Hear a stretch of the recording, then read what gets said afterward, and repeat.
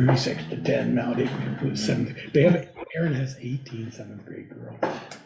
Hi, Bruce. Do you guys have executive session? No. first? No, come on in. All right, should we? You're not that lucky. Well, I met you there with the bus, I thought you were going home, no? You had your truck. Coming out of the police station, just met you a few minutes, about a half hour ago. Yeah, just, All right, shall we call ourselves to order? yes. So we'll call the meeting to order at 6:03. Valerie, is there anything, review the agenda for removal or adjustment of any items?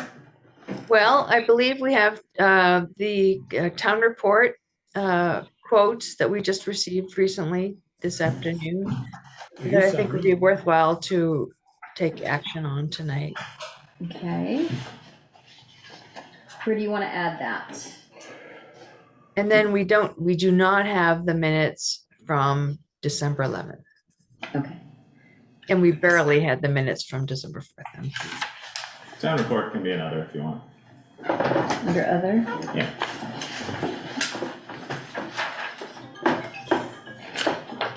About a 1A or 1B or. Do we have to add the stuff about Chris in here or something? It'll be under, Exactly. budget. Oh, okay. Yeah. Anything else to add or adjust? Not that I can think of at the moment. Okay. Alrighty. So we will have an overview of our Zoom meeting operations and procedures, rules for participation. Online, please mute your microphone until you're recognized by myself, the chair, or someone else here in the room. Thank you.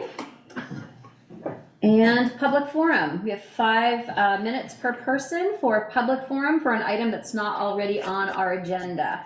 Anyone here this evening for public forum? John? Good evening. Real Good quick. evening. Hi, I hope everybody's staying dry today. Holy moly. Real quick, the street light down at the pump house is still flickering. And I know that's That's our kind of new Christmas. a GMP thing, but I wonder, it's old business. It's been a couple of years, flickers a lot at night. It's when the leaves are down, it's disconcerting, but I just wanted to know if there's anything you guys could do about that. Thanks. Okay. Thank you. Thanks, John. Pump house flicker. Anything else? That can go along with the ones that are on the first bridge. They're always out. No, yes. those aren't GMPs. Why don't we just have a lighting, agenda item on every, Right, yeah, that's a state issue. Anyone else for public forum this evening? No, all right. Moving on, department head roundtable. Hey, Meredith. Why don't you start? Because I think Great. besides Bruce, you're the only Well, one here. we just wrapped up our holiday events through the Bristol Rec Department, and we had about 147 trolley riders. Wow. It was great. Pat Palmer's amazing. And we had Santa, and everybody loves Santa, and people were singing. We had a gingerbread house making. Obviously, Lumen was phenomenal. Everything's really working very well with the Bristol Rec Department. I'm pretty excited. And our Bristol Youth Sports program, even though we canceled practice for this evening, we have about, I would say, I think it's 118 youth playing basketball. And it's Congratulations. really amazing. Zach's done a great job doing that. And I just want to give a shout out to BES, Bristol Elementary School, Jenny, and also Phil and Luke, the 2 janitors. They just really make things work really well for us and be able to have that space. So we're pretty lucky to have that relationship.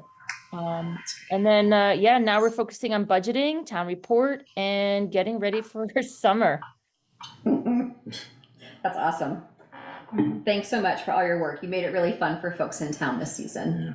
Thanks, Meredith. Bruce, do you have anything for department head roundtable? Do you want to? The rain is easing up, but there are still many areas where water is over the roadway or on the roadway, so use caution. Thank you. Looks like we don't have anybody else on, right? Nope. Okay. And on to regular business. Review and potential approval of the community resource specialist job. Description and allocation of ARPA funds for the first year. Do you want to come on up, Bruce? No. But you will. I'm not sure if everybody was able to get copies, so I brought extra copies, so you could write notes Oh, but I can write notes. if you want to. Thank you. I guess I have to be front and center. Yes. Thank you, sir. Sometimes you. So I'll just start with a little summary, I guess. There are law enforcement agencies like us that focus on and prioritize community policing. We review and discuss with community members the service we provide, creating policies and procedures to meet the needs of our community. This is on a continual basis. Our focus is on promoting a safe and caring community. It's not about the number of tickets issued or arrests made. This position will assist us in our continued efforts in providing compassionate, empathetic, and caring responses in our community. It will allow officers to complete criminal investigations more timely. As this position will be assisting us, they can go to non-criminal in nature calls, which would free up the officer. Their assistance with proactive responses to people in need of help will minimize the number of calls for service for those in crisis, which is what we do now. But having this position, somebody else would alleviate the burden on us doing the follow-up, because some of these follow-ups take time. And again, with the staffing numbers that we are, this position would be a great advantage, and I think it's a positive thing for our community. Other communities have started doing this. I think this is a great investment into our community, and I think others will follow suit and do the same thing if this is what we end up doing, which I highly encourage that we do.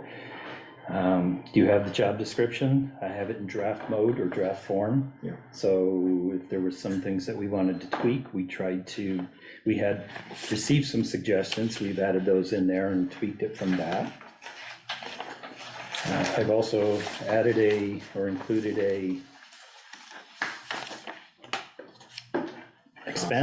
cost expense of things that I thought of.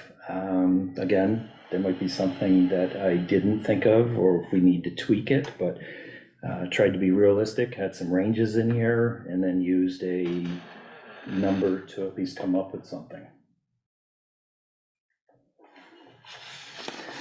So if anybody's got any questions, I'll do my best to answer them. I read this job description and said, there's no way I'd. Really? So Michelle will not be applying for this position. Well, other agencies that use this position have found that people that started with this position, many of them became police Police officers. officer. They Well, wanted that's what I to was take the next thinking. step and become a police officer.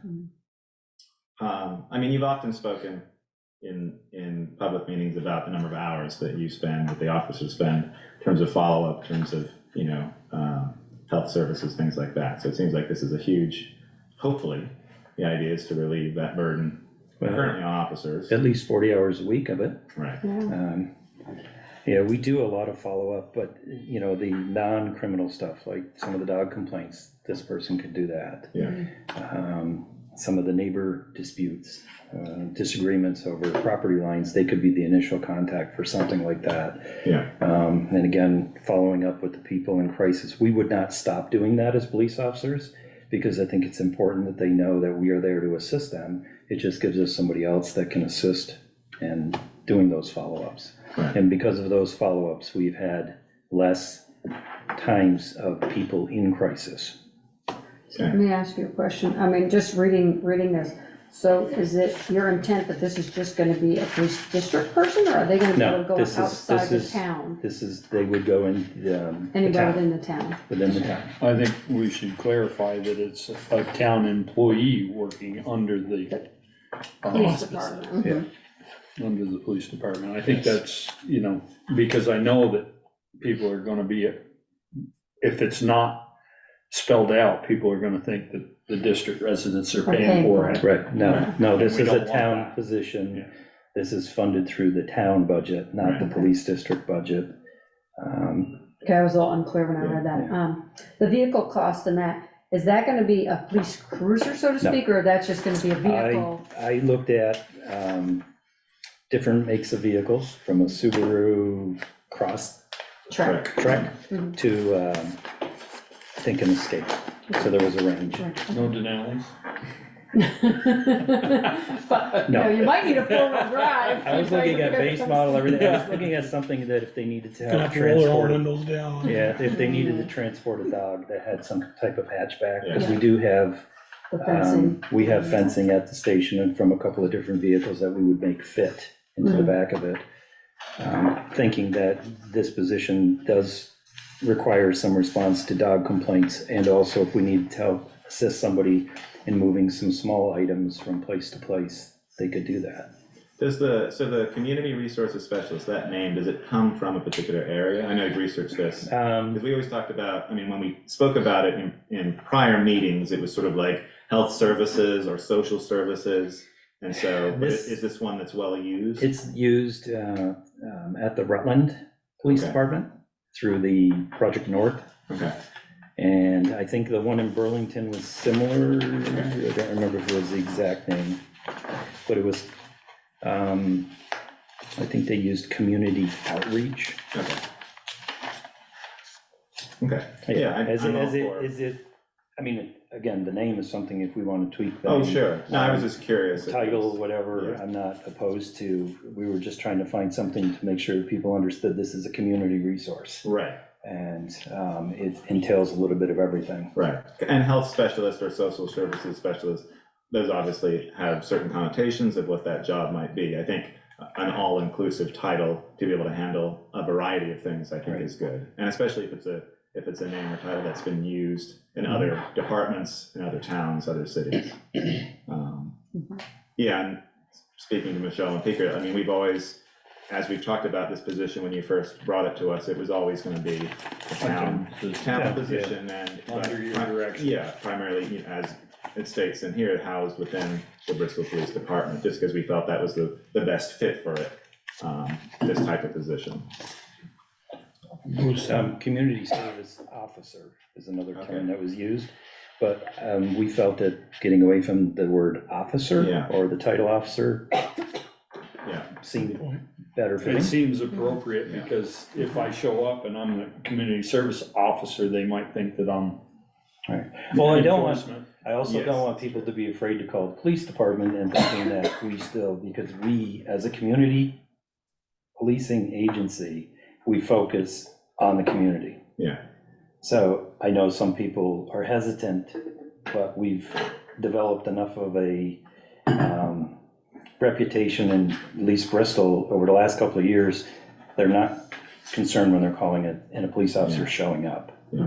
And we should still continue to show that that's part of our job as community policing, is to assist people in need. right.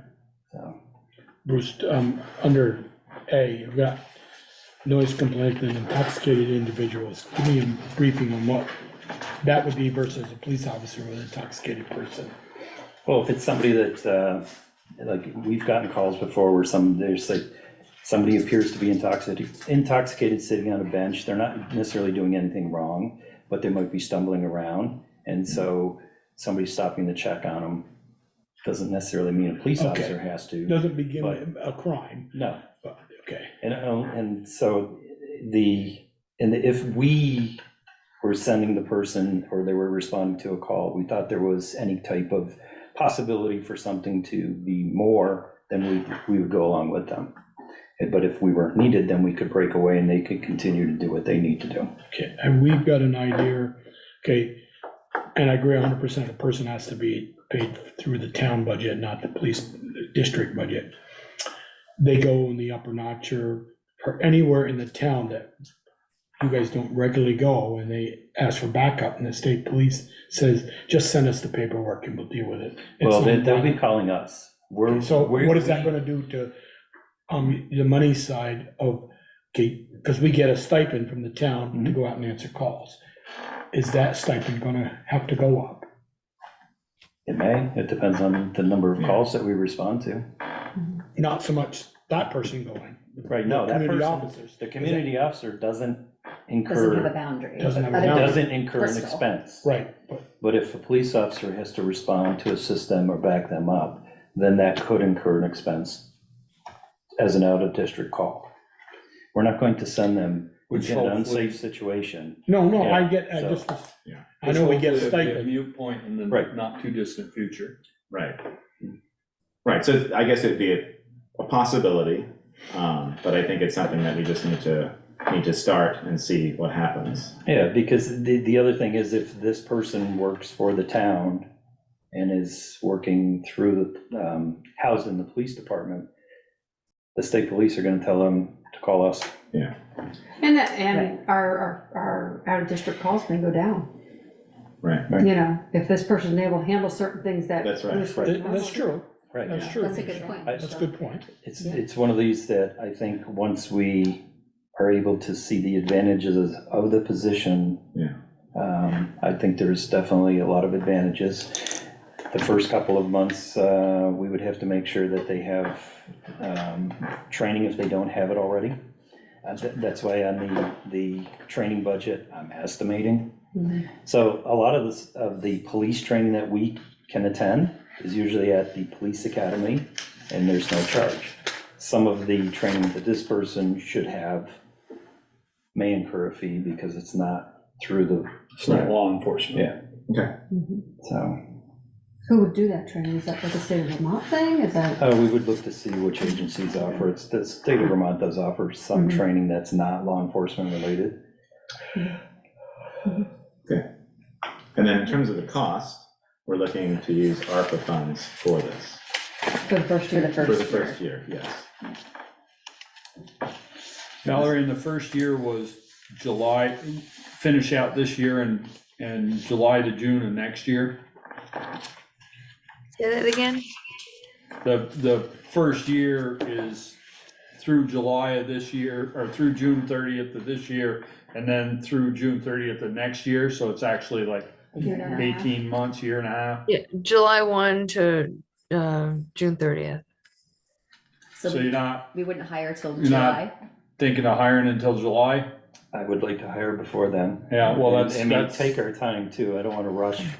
It might take us a couple of months to go through the whole process. So you're thinking by at least March 1st, you'd like to have somebody If coming on that's staff. possible, that would be nice.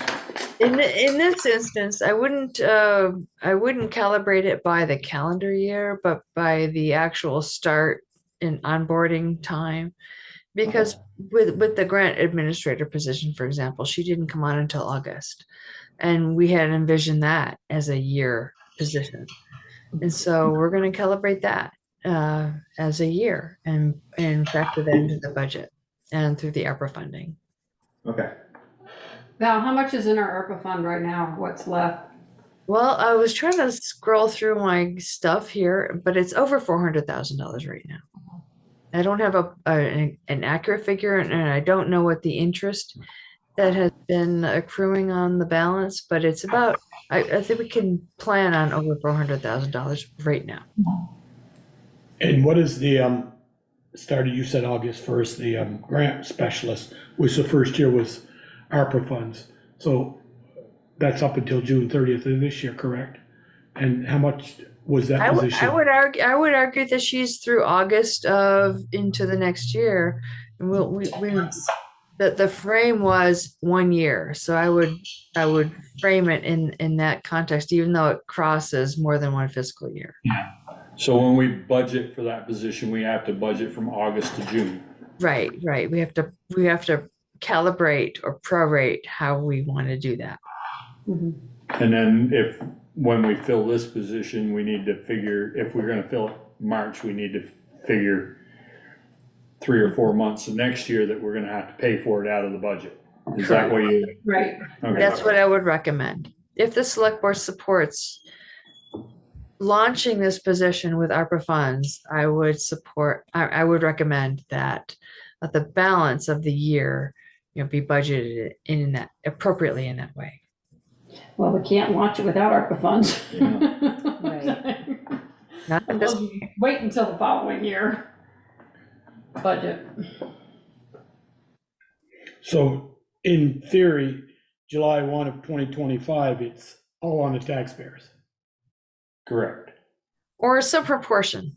It's gonna overlap, No, so there's it would gonna be have- some proportion. So But if then they're hired in March, the following year, we can anticipate, full. Yeah, that's full- why I said full freight. 2025. July Okay, 1 of 2025, it's all on the taxpayers. Well, you could argue that it's on the taxpayers now. I mean, Bruce is doing the job, Yeah. so. It's from the district now, actually. well, it's awkward because we're budgeting now for FY '25, which goes through June of 2025 So, yeah, so we'd have to budget for it. it's tricky how we calculate and calibrate those figures based on those calendars. Last 3 or 4 months, if we figure the position's gonna be filled in March For 2024. of 2024, that budget is good until, that would be March of 2025.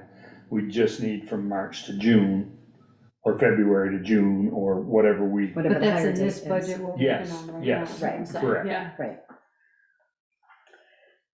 Are there other questions about the, Porter has a question. You're muted, Porter. go ahead. Well, so I was just gonna say that, when you guys did come back to ARPA after our report asking about this particular position, which was using, originally the ARPA report was like, we wish you wouldn't use the ARPA money for it, but then you guys came back and said, could we, and especially because the Bristol Family Center thing didn't go through, there was gonna be some extra money there. The feedback that I got from the handful of committee members who did respond was yes, to get it started. So I think that in our perfect world, it wouldn't be that you would take a year's worth of this money and extend it into your future fiscal year, but you would say, yeah, we want to hire this right now, even though it's December 2023, but we're going to budget for our fiscal year that starts July 1st and have that money. So you would be using as little ARPA money as possible for this position. And that would have been our hope for both this and the grant writer. So I'll just put that out there. That would be my hope, is that you would use as little of this money as possible to get this started, but it would be immediately budgeted in the upcoming fiscal year if you could. And I would make if you were using, I saw on the chief's budget that part of the money is for the infrastructure piece of getting it started and part is for the salary. You could make a better case for ARPA money for the infrastructure piece, and I think that'd be fine. But anyway, I just thought I would share that perspective and opinion. Okay, thank you. Thanks, Porter. Any other comments about the job description?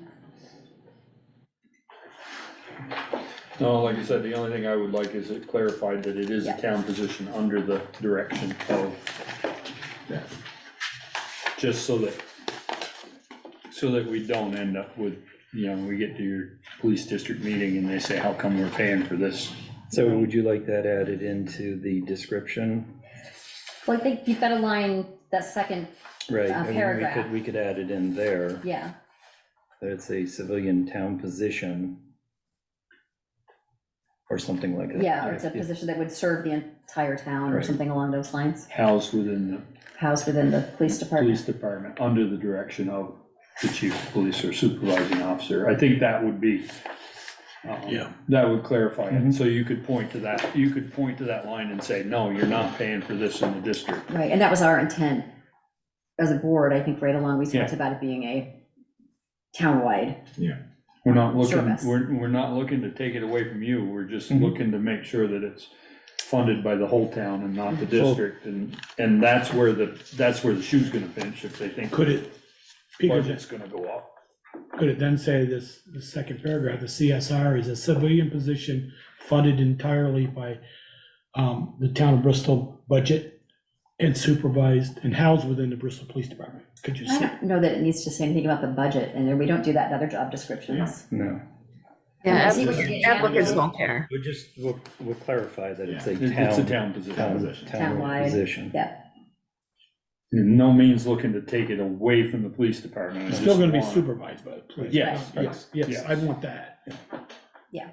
Yeah, there are some people that live in the town that we do encounter in the district that require this service. And we've been providing it when we encounter them, so, There are probably people from out of town on occasion, oh, there are that too.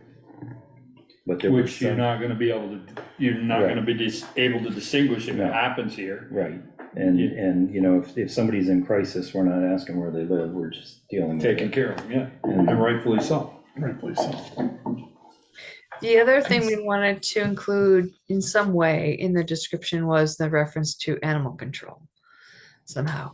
That the person would be expected to also respond to animal control issues.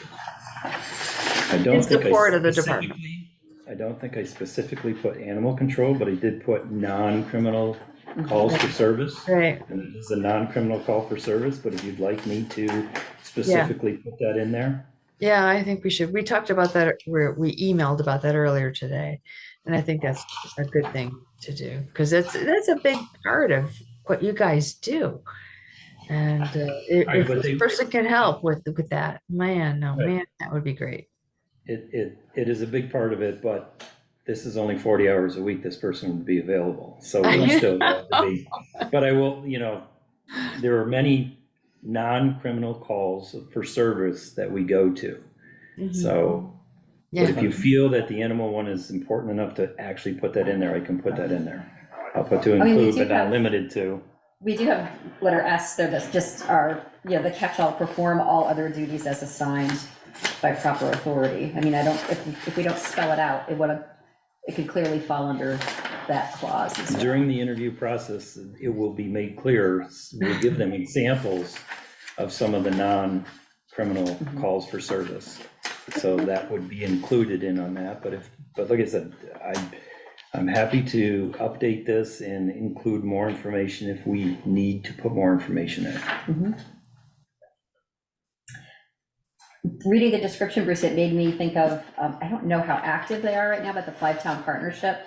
I know that you worked with them when they first got started, and then their sort of coordinator left for another job, and I think they're trying to bring it back. I think there's a meeting actually that was scheduled this month. I attended a couple of them, but I could see that being a great source of a resource. That resource officer being, part of that group would be really wonderful, or something like that. Right. I know you mentioned Project Vision down in Rutland. Their officer, that whole Project Vision is so community-based, and what that, and I believe I think it's still Commander Prouty, that's their community officer. He left and then came Yes, he back, came back as the civilian position. the civilian position, Yes. right? And I know he's been instrumental, and that Project Vision is just a remarkable program.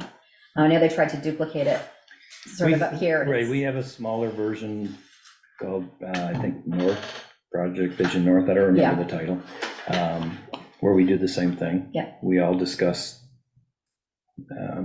areas of concerns that we have and assist each other. Right. I liked that there was room for participation in those kind of groups. He left here too.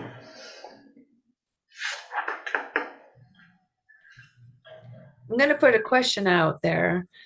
Bruce, do you feel that this position, and select board members, do you feel this position is independently structured regardless of whether the question of townwide goes to the voters coming up at some point? That this is independent of that? Yes. Yeah, absolutely. Okay. I think especially if we spell out the clause that Peter talked about, that makes it even that much more clear. Okay. And Just, it does state a civilian position. yep, just want to be clear about that. Yes, Valerie, if you have a breakdown, we will let Bruce send them to you. Well, welcome the visit. I'll schedule it for next Tuesday. Weather permitting, of course. Right. I mean, I think the main advantage to this position is that it's townwide. I don't think, I mean, you could put it as the district, but the district is so small and it's a small percentage. of the It's not feasible. Yeah, exactly. I mean, not feasible in terms of just the size of the district, but also it's the advantages that we're trying to help everyone. And that's, partly too, the ARPA funding, that's the idea, was that can you support projects or initiatives that help as many people in the town as possible? And this is the kind of position that does that. Mm-hmm, for sure. Well, and as you're building your, goal of making people feel invited to the community, it's another resource Right. that is available for people while they're here. Yeah. So do we need a motion, I assume? I was gonna make a motion to accept the job description of the community resource specialist with the change. Clarification for town position. And, Yeah. and then is part of that gonna be using the ARPA funds initially? Well, I don't know, is that a separate motion or I is don't that know. in the That's what same? I don't know. I mean, Yeah, I think you can accept, I think one motion would be the description, we can put it out there and see the interest. And then in terms of where the money's gonna come from, it would be an ARPA, motion to accept whatever we decide we wanna pull out of that. Obviously Porter's suggested more of the infrastructure side, which is 36,000, Mhm. but I think this, plus 6 months. right, exactly. well, And it'll make a difference when we hire. Well, let's work on Peter's motion Right, first. right. But I'll second his motion. Okay. Okay, so we have a motion and a second. All those in favor? this is, hold on, before I say yea or Sorry. nay, this is just to support this. Job Job description. description. description. Yep. Yes. Okay, so all those in favor? Aye. Aye. Anyone opposed? Okay. All right. All right, and you had further questions? Yeah, Porter, so play this out and we do interviews and stuff through January and we bring somebody on by March 1. Let's say after we do background checks and everything. So that's 4 months left until the end of the year. So you and your committee of ARPA fund committee recommended, you only want to see us pay for that through 4 months and not 16 months? Well, not No, 12 you months. 12 it'll be months. 12 months. 12 I months think- is all we're talking, is a year. She From just a- gave a from thumbs up. inception. I'd like, Yes, but what she's saying is, that's what they're saying, is only for March to June 30th, we use the ARPA funds, and then we budget it for the rest of the time. We were saying a year from March to March. And then we budget their- what and was then we left in the budget. year. That was Yeah. their preference, their hope. Yes. And that was for that any, correct? for any position. I mean, in terms of, that was one of the things that the committee looked at, was not adding to the budget line with projects that you would do. And we've done that with the grant writer and this, and Wait a we minute. might do it. not adding to the budget line, then, so if we go what they want to do, only 4 months of it paid for, then we're adding to the budget. Yes, For next year. Well, you're correct. yeah. That's what I'm, Yes, that's what, because we're creating a position that needs to be budgeted for, but we felt very strongly about the grant writing position, which was in their top 5. It was such a strong position to create, and we felt this one is too, that it was just necessary to do that, or we felt it was a good use of those funds. If we're talking money, I'd be inclined, I would support it for a year and budget from there afterward. We'll know, that'll give us some history and we'll know going into next year. Right. We don't know where we're gonna be, and if we come up short, we'll have money budgeted to finish out the year. so the budget we're gonna be sending to the printer by January 30th is gonna be a community resource specialist for 4 months. Because If that's the way we that's, vote it. I'm just trying to get, Yeah. Yes. and then also a grant writer. Mhm. And you realize it's two From separate. from August to Yeah. June 30th. Because my concern is, we haven't seen anybody else's budget yet. Oh, yeah. With- No, No, I Right, know. yeah, No, we- I we- know. I can't say yay or nay on this until we Sure. know, okay, you're looking at a 25, I hate to say it because somebody's gonna say, we're having a 25, Right, a huge percent increase until we know all the budgets. yeah. And then we're gonna, Peter brings And his that axe. was and one of the cut. reasons why the ARPA committee wasn't looking at funding projects that did that, where we're creating the positions. It wasn't that, oh, you could use this money, it's because if you use it for a person position, eventually we'd have to put it into our budget. I understand their theory, but then I couldn't figure out why we bought a van for the rec department then. That's a budgeted item now for the rest of its life. Not the purchase of it, though. Right. No, it's Next time around. it will. next time around, Right, next and time that's what they around. didn't wanna do. Yeah. So, that's a whole different thing too.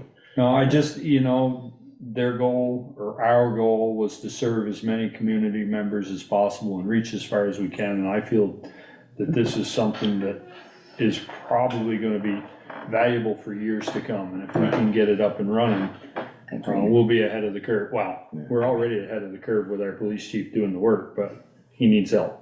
Right. Yeah. John, you had a question?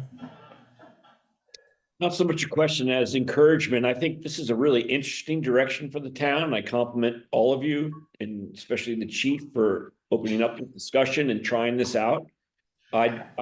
Chief, you're probably way ahead of me on this, but it'll be really interesting a year in to look back and feel, get a sense of how this served the community. And so I hope you'll put, some effort into tracking the activities and that sort of thing, because it'll be really interesting to see how it fits in. Just a quick side note, when the mayor of New York City established a hotline for these kinds of concerns, the number one concern was noise. But I don't know if that'll play out here, but it was interesting when people had that opportunity to call in on all those non-police, non-criminal stuff. That was the interesting result. But anyway, good for opening up this direction. I think it's really positive. Thank you. Thanks, John. Valerie? No, I'm good with this. I think the proposal to plan to use ARPA funds for a full year, rather than 4 months or whatever. I think that's the way to go. It maximize the resources we have while we have them. Okay, Can I just answer John's question? sure. All of our calls for service are tracked, so we will be tracking.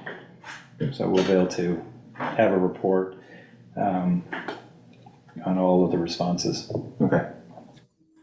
And hopefully, I'm sure you can, but hopefully we can get one 6 months in so that we know Yeah, whether it's working or not, which I have no doubt.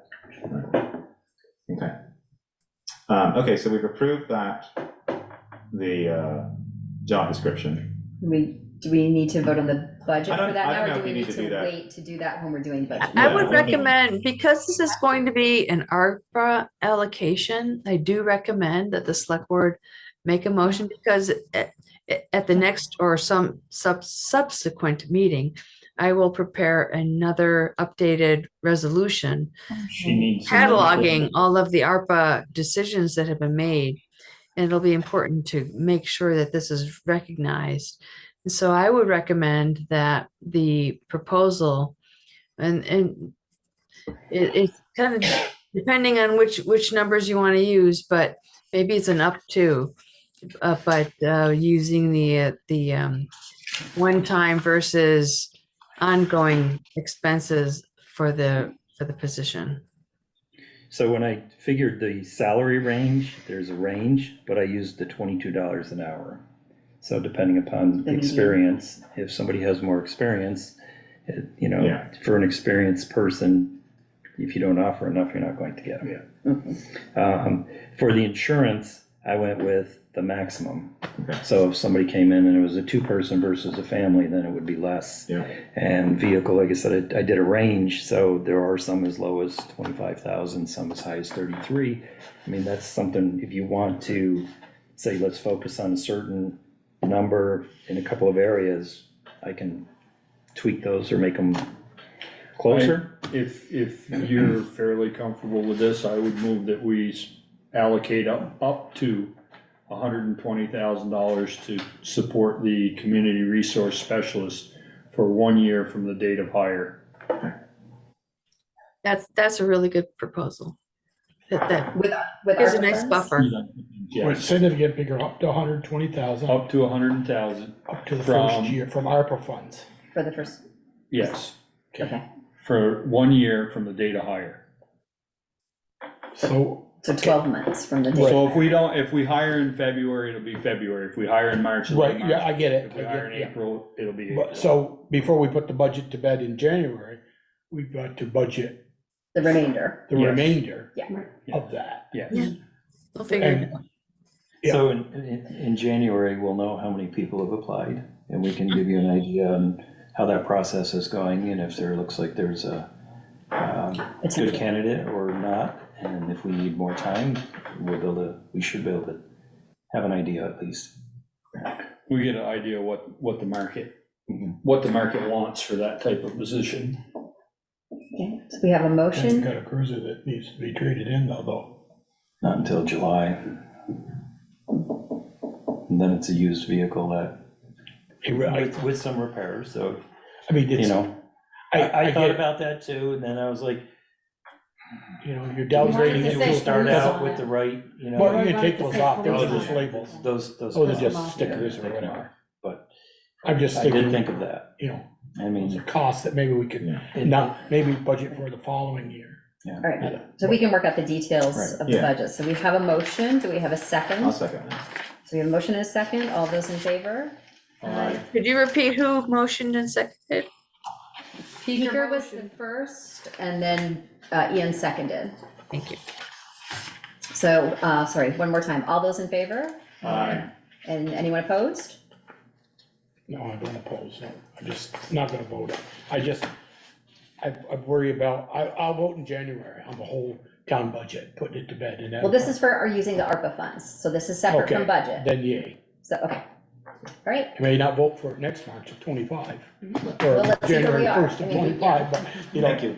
Thanks. thank you, Bruce. Thank you for They taking the start time. getting the new set on the part, and, thank you, Bruce. Thanks. All right. Moving on to number 2, there's a grant application authorization request for up to $40,000 through V-Trans Better Roads Program for Lincoln Road Riverbank Repair Project. So moved. Second. All those in favor? Hold Aye. on, wait. Oh, discussion, sorry. We have a question? It was 40, and then I think in the TA report, it was 50, and then it was down to 40, or was that this one, or was that the other one? Actually, We were just on. No, there's two different ones. The grant, No, the number jumped around, and I the can't remember $40,000, how to find we're just, For the Lincoln Road. my yeah. files here. TA report was 40. Anybody go There check was that? something in there on the 25 we didn't get. Yeah, No, but there's, hold on a second. There's 50 for the next grant. Valerie, you know, if Eric checked that road today, boy, the water was running down through there about 10. Oh, he was watching them. He called me and wanted to make sure I had stone.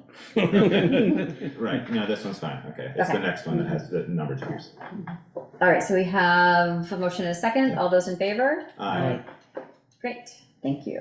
who motioned and seconded? I missed the bouncing ball. Sure. Peaker motioned and I seconded. Thank you. We're the dynamic duo tonight. Apparently, yeah. So we have another grant application authorization request up to $50,000 through the Vermont Forest and Parks and Forest and Parks Urban and Communities Forestry Program for tree removal, tree trimming, tree planting, and portable water tank. This is very exciting. Yes. So, okay, so this one was, it says up to 50, but then it says up to 40, but then it jumps up to 50 again. So it's just up to 50, correct? In your Okay, TA In the maybe- TA report, yeah. No, it's 50. Okay. It was a typo on my part. Yeah, I figured. You figured she made a mistake? No. So moved. We're at the special elect board meeting anyway. I'll second. All right, so we have a motion and a second. All those in favor? Aye. Oops. Oh, do you have a question, Peter? Yeah, I'm curious, the water tank, is that to water the new trees? It Yeah, is, so and- bad, and, that's and what it is. according to online sources, it's about $300. And it'd be a thing that would fit in the back of a pickup truck. So that the folks could drive around to like Sycamore Park and fill up the tree gators if we. The bags under the tree, yeah. Yeah. Tree bags, yeah. Yeah. Who's gonna be doing that? Whoever. There could be a lottery. There could be a lottery. No short straws. No, any number of people. Yeah, people. Okay, so again, we have a motion and a second. All those in favor? Aye. Anyone opposed? Okay, thank you very much. We can't. Awesome. If we get that, this will be amazing. Okay, Because it's not 7 o'clock. right, so we have a public hearing at 7. We've got a few minutes before 7. Do we want to move on to? Do select board roundtable. we could do For accounts select board- payable, You could do Accounts minutes. payable. Okay, Did anybody bring that stuff in? It's right here. do you have the number? Oh, yeah, I do. $102,970.73. There's no liquor license or tobacco. There was something else in here, not in here, You got it right next to you. but, that's just the taxes, or Okay. Okay. no liquor license. All right, so we got the number for See. that. That's number 6. Okay, number 7, select board roundtable. Ian, I'm good. Michelle? Do we have any estimate of when the lights on Firehouse Drive will be fixed and on? I'll take that off my list. Thank you, Michelle. I'm glad you asked. I have been inquiring on a regular basis about that, and I do not have an answer yet. It's Well, what's our complicated. holdup? I see electrician, big van leave about 2:30, 3 o'clock. over Well, there. Maybe they're on there's an tonight. electrician working over to the other place. Oh, Can okay. you walk across the road and fix those? Yeah. I don't know if he's on the same, Okay, well, Well, Don Weston was the contractor who did all of that, and he's engaged his electrical person who is involved with that. And we've engaged other people, and Naylor and Breen folks have been on top of it, trying to coordinate a response. But They it's, did work, correct? They did work. no, all the they've way- never worked. Well, I thought they may- worked before they were built. I After thought the they firehouse was worked built. Until they did something with the sidewalk. yeah.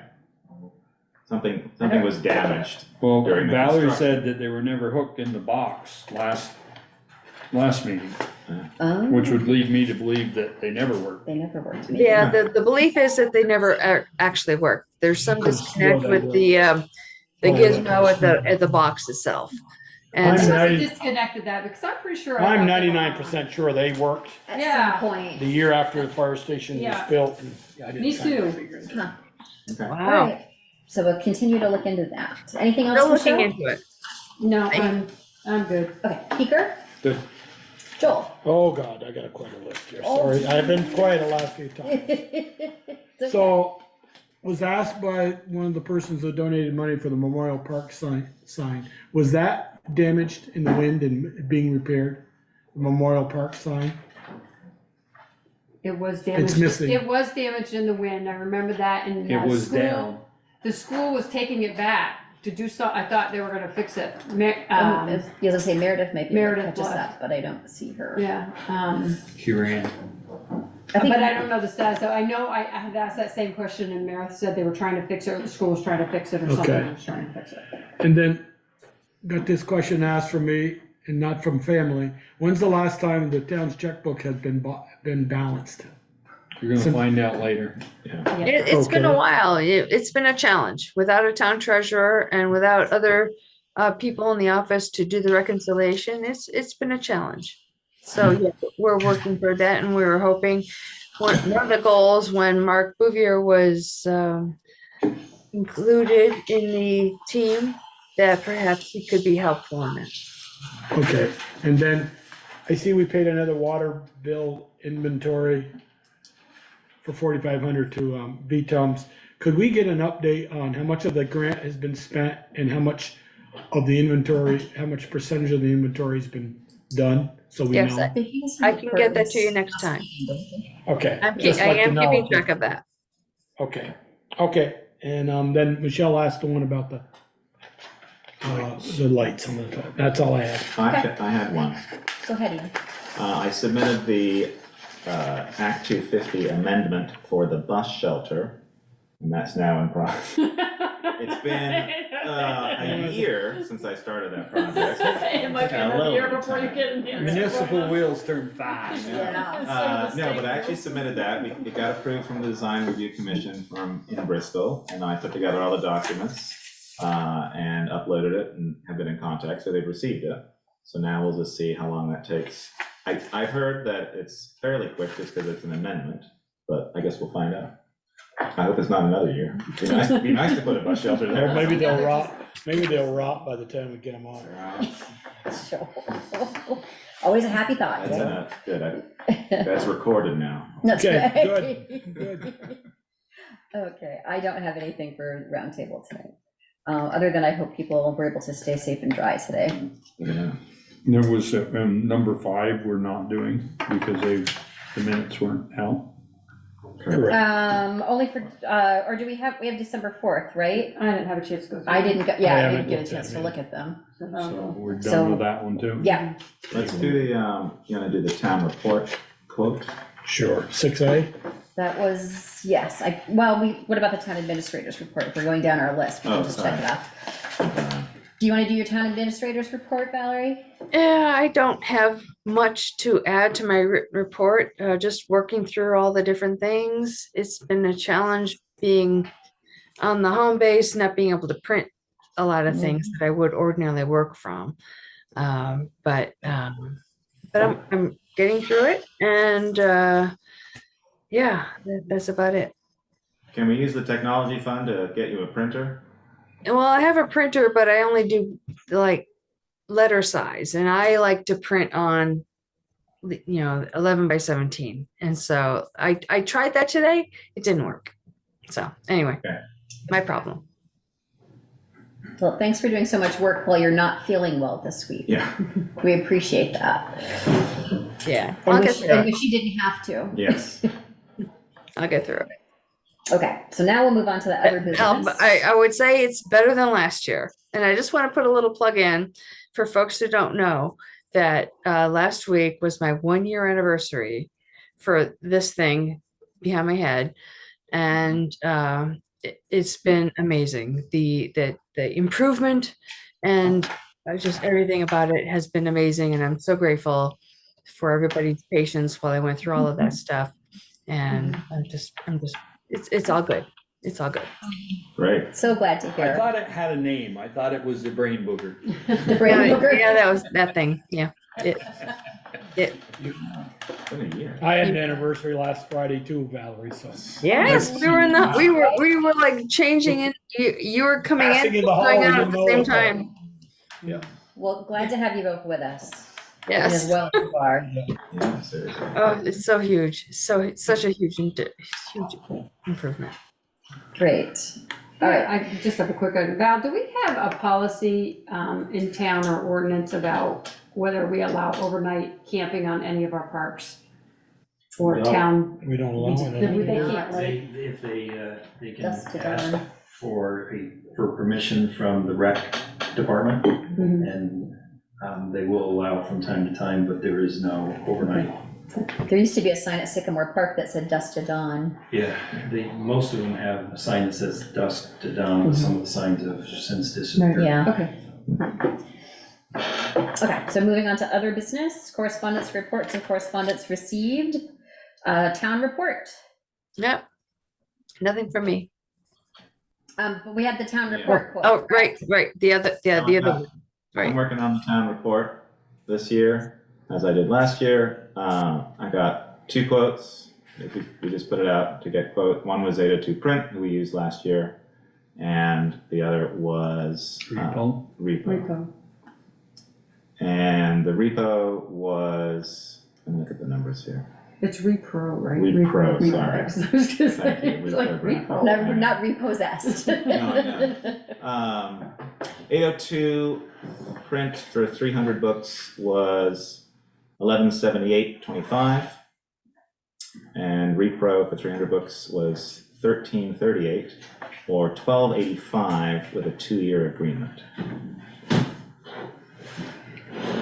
Does repro give us our wire-bound ones for free, or do they charge? They are free, as is As both, is for both of 802. them. Yeah, Okay. they both are free. Make a motion, we go with 802. Second.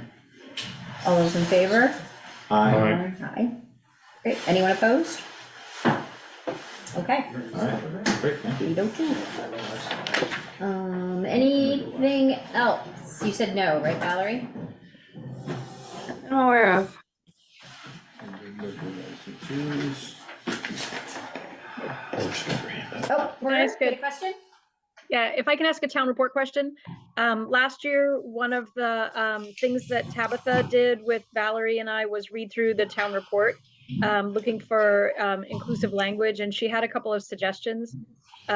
Overall, she thought it was really, really good, which was reassuring and really validating. But I wonder, Valerie, if there's a way that we can make sure that some of those suggestions that she had last year go out to people when we invite them to make their submissions.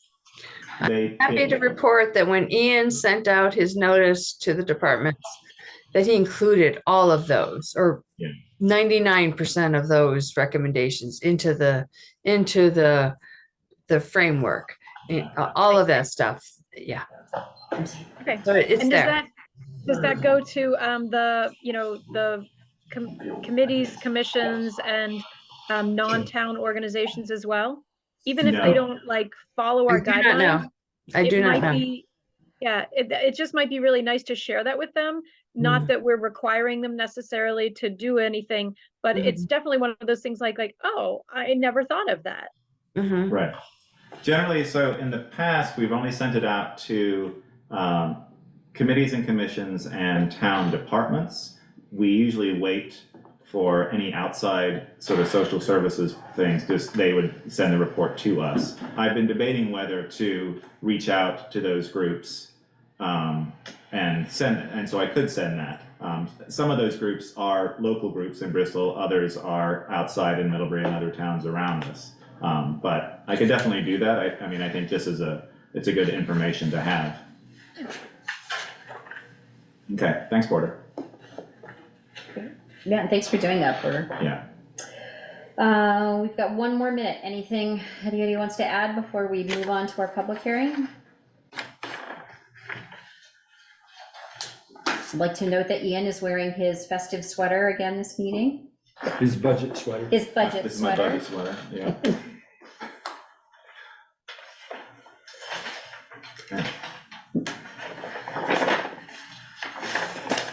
Okay. It is now 7:00. Thanks for somebody's- Very thanks good. for That was somebody- very good. Yeah, all agreed with you. Somebody's doing. So public hearing, proposed amendments to Bristol's Unified Development Bylaws. Where do we want to start this evening, folks? Do we wanna The go way we did the last time. down I think through we the- should do it. Peter, can I The memo? scoot over and, I'll scoot over and kind of peek on with you? I didn't bring mine, because I left them in my wife's car, it's sitting down in the left garage. Yeah, I was yelling at my wife for losing mine, and I left them in my pickup from last week. Hope you ate some crow then. I Should we start with- apologize. I didn't go back in and Addressing the apologize. I emails that we got apologize by from text. people, Are we making any decisions this evening, or is how this do you- another? like we got one from Information. Porter, we got one. Yes, that- yeah, I know we comment. received, we received 3 different ones. Do you Yeah. want, how do you want to acknowledge them? Right, Just that but we're not there were beholden to concerns having or it or be Well, suggestions? complete for town. Should we answer their concerns or what our Yeah. opinions We on want their to vote. concerns? We'll ask them. If we want to vote, but we don't have to have we don't have to have it approved until the end of January. Right, But so we any have to have time suggestions, to have- right, we send We it have to back to have time to them. have another meeting between Right, whatever but- changes we make and. But Joel's question last week was that he felt that we didn't want to rush this. And if we are trying to get it in for town meeting, that means we might rush this then. Well, if it gets If we to, have changed. if we get to the point where it's not gonna make it, it's not gonna make it. Okay. I mean, I'm not. We're not gonna pass it for the sake of passing it, Right. to put it Right, in I the. guess it depends on Yeah. our discussion. I mean, I'd like to hear more public comment tonight, as we've been doing for the Mhm. previous meeting. I see your hand, Tom, I'll be with you in just a minute. It seems to me that the select board has pretty much January to continue discussion about this and make a final determination about what's on the warning for the town meeting. Well, we'd have to finish it before January, because we'd have to pass it exactly. or approve it by the end of January. Exactly. That's my point. I'm also interested to know, Tell me Laura's question. what might have come up at the public meeting that they had. I don't know if anyone's here. Which public meeting? Oh, there, hi Kevin. There you are. You had a meeting with the Democratic group, right, that they hosted? Were there concerns that came up at that meeting that we need to know about? Or we should know about? There was a lot, I don't think, well, in regards to the changes to the bylaws, I don't think there was anything new that came up. There was a little discussion on ADUs, there was a little discussion on Rockydale. Most of the discussion was, trying to get a better understanding of the zones and how they apply to a particular individual situation. Whether they're in a situation where the zones are changing or not. There was a lot of educational questions, I guess you could say. Okay. So I don't believe anything new or significant came out of that whole process. Okay. Being as informal as it was. Right, thank you. Any other questions right now? Joel had a question about, Well, I have kind of a statement and then a few questions for anybody that wants to answer, I guess. First of all, some people that commented last week, we've gotten emails that said that kind of like our minds are made up. Well, I can't speak for the other four at this table, but if you think my mind's made up, you don't know me very well. I've got still a lot of questions on this, and let us get through it, and we're hearing you. And I read John Moyer's statement today, John, I'm not talking about yours, just because I led in with it, but a question I have for Kevin in the group, planning commission group, was, there was something that John said it didn't pass with the group about 2017, and I don't know exact words, and Ian's got it up on the email. It got changed before 2017, it got added in 2017, the bylaws changes, and now it was taken out. I wonder why it was put in 17 and it worked so well, or did it not work so well? Was it taken out and that's why it's taken out now? So I guess that's a question I have. No, it was in the 2017 regs, when they did the modifications of them before this one, it was taken out. it was taken out. So, John's asking to put it back in. right, and so why did it not work? Is that why it took it back out? Because it got put in 17? No, because I think the regs changed, the state statute of the regs changed, and that's why I assume they took it out. I don't recall, I was not on the board when it was put in. I was on the planning commission when it was taken out, because it was taken out with the changes for subdivision when we made it a UD, whatever. Okay. We discussed it through our deliberations, and John did mention that in his. Right, he did in his email. Is mentioned in his letter, and there was a motion to put them back in, which didn't carry in our deliberations. Okay. Adam Luigi, who was the Addison County Regional Planning person that facilitated or worked with us, indicated, not strongly, but indicated he felt that there could be some enforcement issues if they were ever tried based on If those. the 17s were left in there could be an enforcement issue? They're not necessarily consistent with the intent of ADUs. And he wasn't strong on that, but he did make that statement. And, like I said, there was a motion made when we deliberated and it didn't carry. So then, a follow-up question is, and I brought it up last week, was, so you know where I live in my garage is higher than my house, and it's just a garage.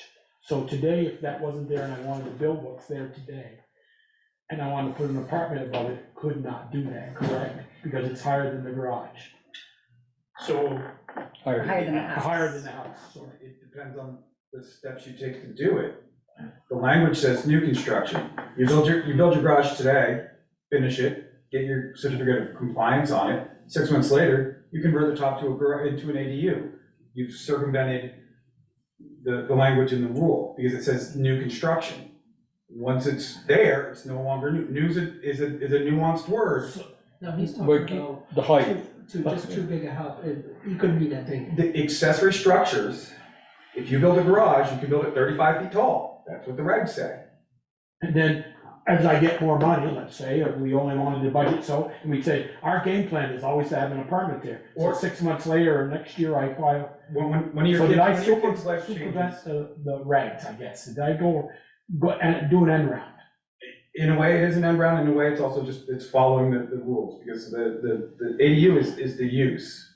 So there's no clarification to say that, okay, Joel, if you want to build that today, it's higher than your garage, so you can't come back to us in a year and a half or higher than the house, you can't come back to us and say, you know what, I'd like to build an apartment. No, because 1 day old, 1 year old, 10 years old is old. And there's also there's the confusion, and I've talked to Chris about this, about the structure, the construction of the structure, and the rules that we have in place for that, and then the use. And so those are two different things, and I think that's getting confusing with the ADU thing. People are thinking of like the ADU as a physical building, but in our regulations, the ADU or an accessory building use, they're two different things. So you could build that, and you could meet certain regulations, and then you would go and apply for a change of use for that particular building. And that, then that wouldn't have to go in front of, that's just a by It's a right permitted use. permitted use. well, Right, yes it's a and no, permanent. I mean, you're gonna have to meet the septic regulations and everything. Correct, yes, that. Right, we've Okay. got quite a few hands up here. Okay. And I know, I'm gonna start with Tom, because Tom, I saw you first. So your hand was up for a while. How can we help you this evening? Okay, so when I made my statement last week, I don't think I ever actually made a request. So I would like to request that the term business yard be removed from RA5. Just to formalize it so that we understand what my statement was about.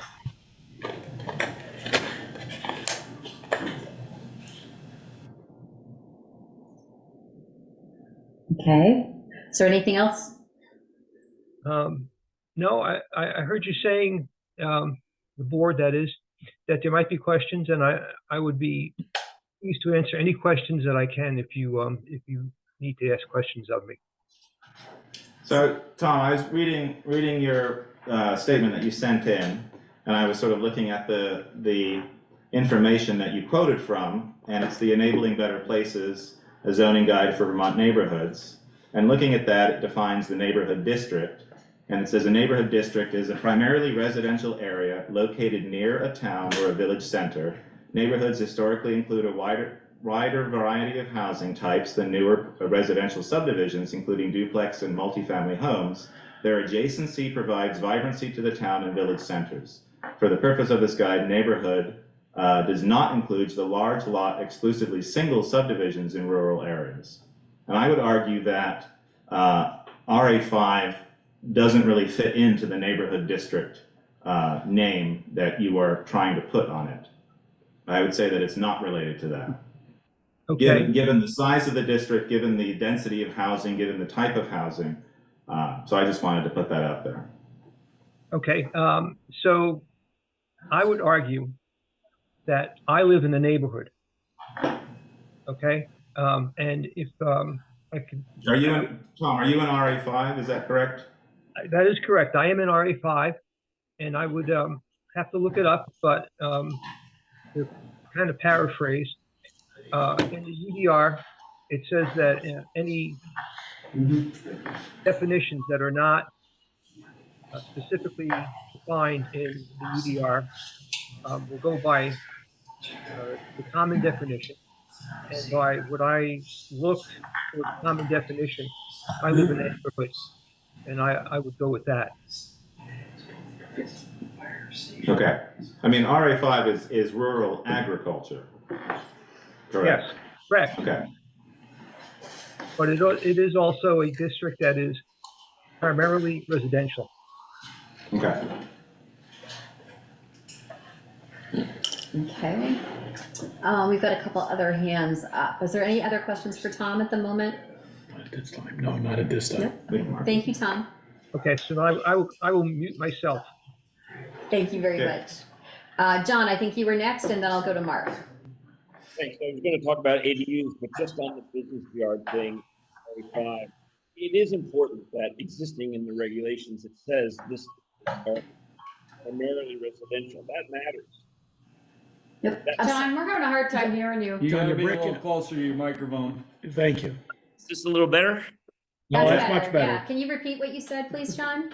Yeah, my main comments are about the ADUs and the RA5. I would just say that, when this change was made, when business yard was added to RA5, as I mentioned quickly last week, I'll try and do it quickly now.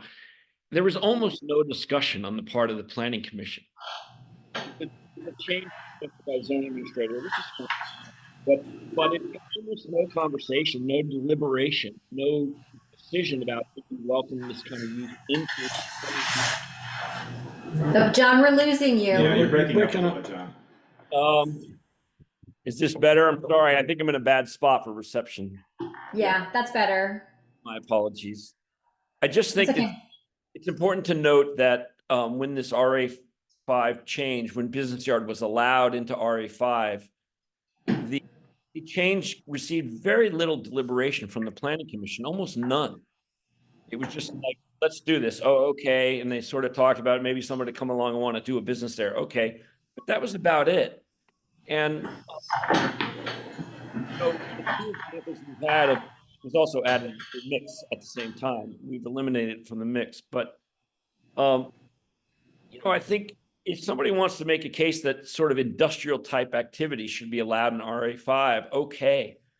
And I don't object to business yard generally, but as the definition is written, it's too loose and it allows uses that we don't have to speculate about how they're going to be received. We have experience down on Lower Notch, at least, where uses deemed by the applicant as appropriate under business yard have disturbed the pre-existing residents already.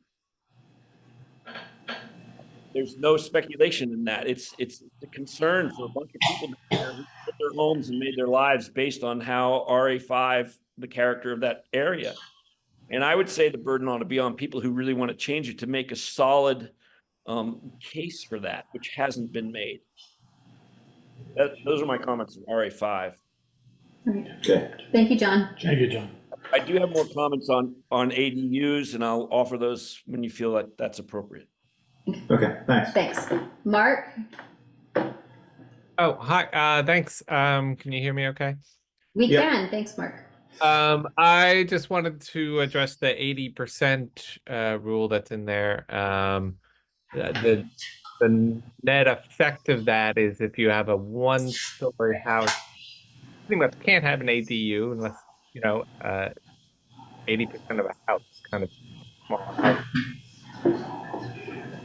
And for the same reasons, if you have a two-story house, you could only have a one-story ADU. At first glance, it seems like a great idea. Like, let's try to address the red shed issue. And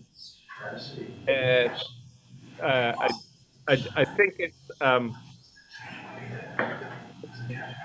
Oops, we're losing you, Mark. what? We lost your voice for a minute there. Oh, sorry. I think it is good to address that, but I'm not sure this is the right solution. It seems a little onerous, certainly on people with one-story houses, but yeah, even two-story houses for the new construction. Right. That was discussed at our last meeting. We talked about that seems to be a little wonky there, so we'll make a suggestion about that. Okay, great. Thanks. Okay. I don't see any other hands, so we want to go back to John and ask him. Yeah. John, are you still with us? I am. I went and got in the space. I hope will be better reception. Can Yeah. you hear me okay? That sounds pretty clear, thanks. Great. Regarding ADUs, so when the planning commission started in on this, I asked why the second half of the 2017 ADU regulation was removed. And Adam told us that after the state required ADUs to be a permitted use in all districts, and that was added to Bristol reg, that it was felt that that second half of the current then current 2017 ADU language was eliminated because it conflicted with the state's requirement that an ADU be permitted in all districts. And I don't know if that was the case. That's why that was omitted. But if that's the case, there's two things that's worth noting. One, that it received again much comment from the planning commission, and I think if you read the language, it does not at all conflict with the state's requirements that an ADU be permitted in all districts. So, in fact, as I point out in my written comments, which Joel, I think you're taking a close look at, the language of 2017 would be more permissive even than the Home Act. It would allow, when the Home Act says there's a dead end on something, like if a main house is already a duplex, that's a dead end for that owner. But if you add this language back in, it may mean that owner could, under certain circumstances, if it gets a review, have an ADU. So I think that's a good thing. Another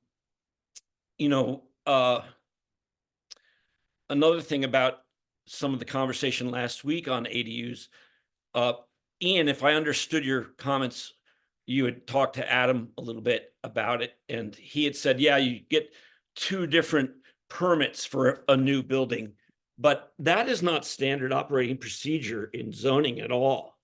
I mean, if somebody applies for a new building, the full use has to be considered. You can't do an in run around the zoning laws by splitting the project in 2 for permitting purposes. That is just not how zoning is done. Zoning takes into account, or the permitting process takes into account what the overall impact of that proposed new building is. And, to suggest that we find a bureaucratic or administrative way around what zoning is trying to do by splitting the uses and seeking separate permits for them, that's not how it's done in zoning. It's never been done that way.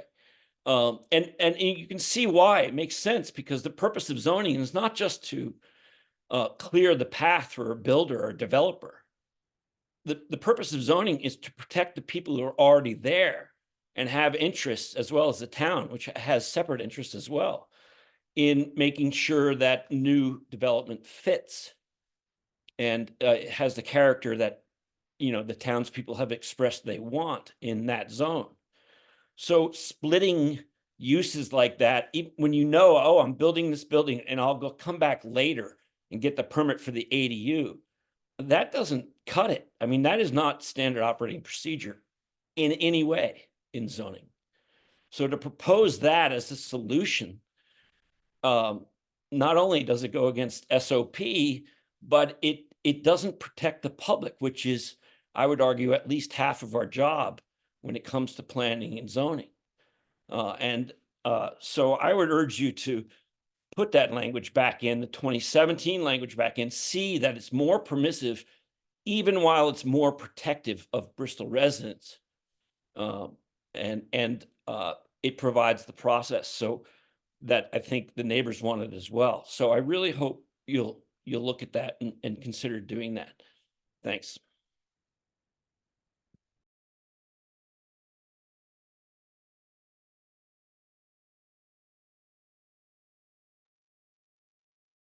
Happy to take any questions if anybody has them.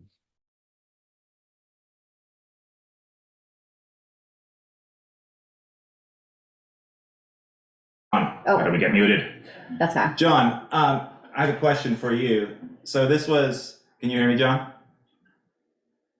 Yes, yes. Okay, so this was voted on at the planning commission level, and you're a member of the planning commission, and it was voted down, and now you've come to the public meetings, and you're very adamant about seeing this put back in. What do you see, if this isn't in the language, what do you see happening? Describe situations for me. So when somebody, here's the loophole we have that the state does not provide for. I mean, you got to read the state legislation, the Home Act, very closely. It talks about ADUs, period. It doesn't say ADUs in garages. You can't read that into it. That would be reaching too far. The Home Act deals with ADUs that are built onto or part of an existing home. So you convert, a wing of your house to an ADU, or a little addition plus part of your house to an ADU. Home Act covers that. That's fine. Home Act covers if you convert an existing accessory structure to an ADU. Fine. Home Act covers that. We can't regulate that much at the town level. But when you have a new building that is two more uses, and read the regs, it talks about building and use, like it's not just use, Ian. And if you have an accessory structure, say a garage, and you put an ADU on top of it, you don't get, just because there's an ADU on top of it doesn't mean you ignore the other use, because as I say in my comments, a building that has combined uses like a garage and an ADU, you can anticipate that that's a bigger building, taller probably, certainly. You have residences in there, residents in there, so that is a high impact addition to the neighborhood, living. And so the loophole I'm trying to close, or that this would close, would be when somebody wants to build a new building like on Garfield Street and wants to have two uses in it, like on Garfield Street. And it would cover that. It wouldn't stop that person from doing that, but it would just say, hey, wait a minute, the town's going to take a little closer look at this so that we don't get a result like we had on Garfield Street. That's all that does. Besides that, the language I'm asking you to add back in would be more permissive than the state. When somebody hits the brick wall of the Home Act, says, oh, it's already a duplex, end of conversation by the Home Act at the state level. But in Bristol, if we had this language in there, it would say, okay, come have a conditional use review, and maybe you can have that there if it fits, so I don't see. John, is it primarily about size? Because I'm going to, our zoning administrator is here. I'm going to ask him a question, and let's say I want to build a garage and it have an ADU above it. Is it primarily a size issue? Is that what your concern is? Zoning doesn't separate. It's not just size. It's all of the potential adverse impacts which could be, size, height, could be location, closeness to the property line or not, or elsewhere on the lot. It could be where the new sound that comes from that building, because if it's a residence, it's going to have HVAC, right? Heating, ventilation, air conditioning. And that's going to be a compressor probably of some kind these days. Parking and traffic circulation, really parking, screening issues. I mean, those are all part of what, makes project fit, or the lack of thought over those things makes a project not fit, which again, we have the perfect example on Garfield Street of something that didn't think about any of those things, didn't get a review that encouraged him to think about any of those things, ends up with a building he can't use and the neighbors hate too, and nobody's happy. Doesn't work for anyone. Okay. So we have this loophole. You have the chance to close it while being more permissive than the state. I urge you to do it. It's common sense. It also is in line with how the regs already think about this thing. If you go to look at the definition of accessory structure, it basically says doesn't include a living arrangement in an accessory structure. So what, we're looking the other way? Somebody wants to build a garage plus an ADU, and we say, well, we're going to look the other way for now. Build the whole building, get the garage permitted, and then once it exists, we'll just you can have a permit because the state says it's an existing building, now you just get an administrative permit. But that may be a good workaround, but that doesn't address the potential adverse impact on the neighbors and on the town's interests of that kind of end run. That just doesn't cut it. John, I'm gonna stop you there just in the interest of time, because we've, there's a certain amount of time allotted for this discussion, so Ian has a question for Chris, is that correct? Yeah, I mean, it continues this discussion, is that okay? That's for you? fine, that's Okay. fine. So I wanna build a garage, and I wanna put an ADU above it. What do I do? Right now. What are my limitations for that? Look, Today's are your proposed regulations. today's regulations, Today, it would be, you can combine it into one permit, okay? which would be your site plan, where you're gonna physically locate it, the dimensional standards of that structure, and what you wanna use it for. And you need to do that with any structure. Yeah, If you wanna build it and have it just as a garage, you can do that. If you wanna build it, make it a horse barn, make it a horse barn. A storage structure, that's what you're allowed to do. So okay, the ADU at this point would be allowed in that same structure as long as you met your dimensional standards and you had adequate septic, you met the parking requirements, and it was attached to a single-family home. right, So that's how that would work today. okay, And we've had a combination, there's 3 different ways that people seem to do ADUs. One is convert existing spaces, whether it's an existing garage, part of an existing home. The second is to build, just what we're talking about, is a structure with the intent of dual uses. yeah, And we see multi-use buildings all over. Matter of fact, we encourage those.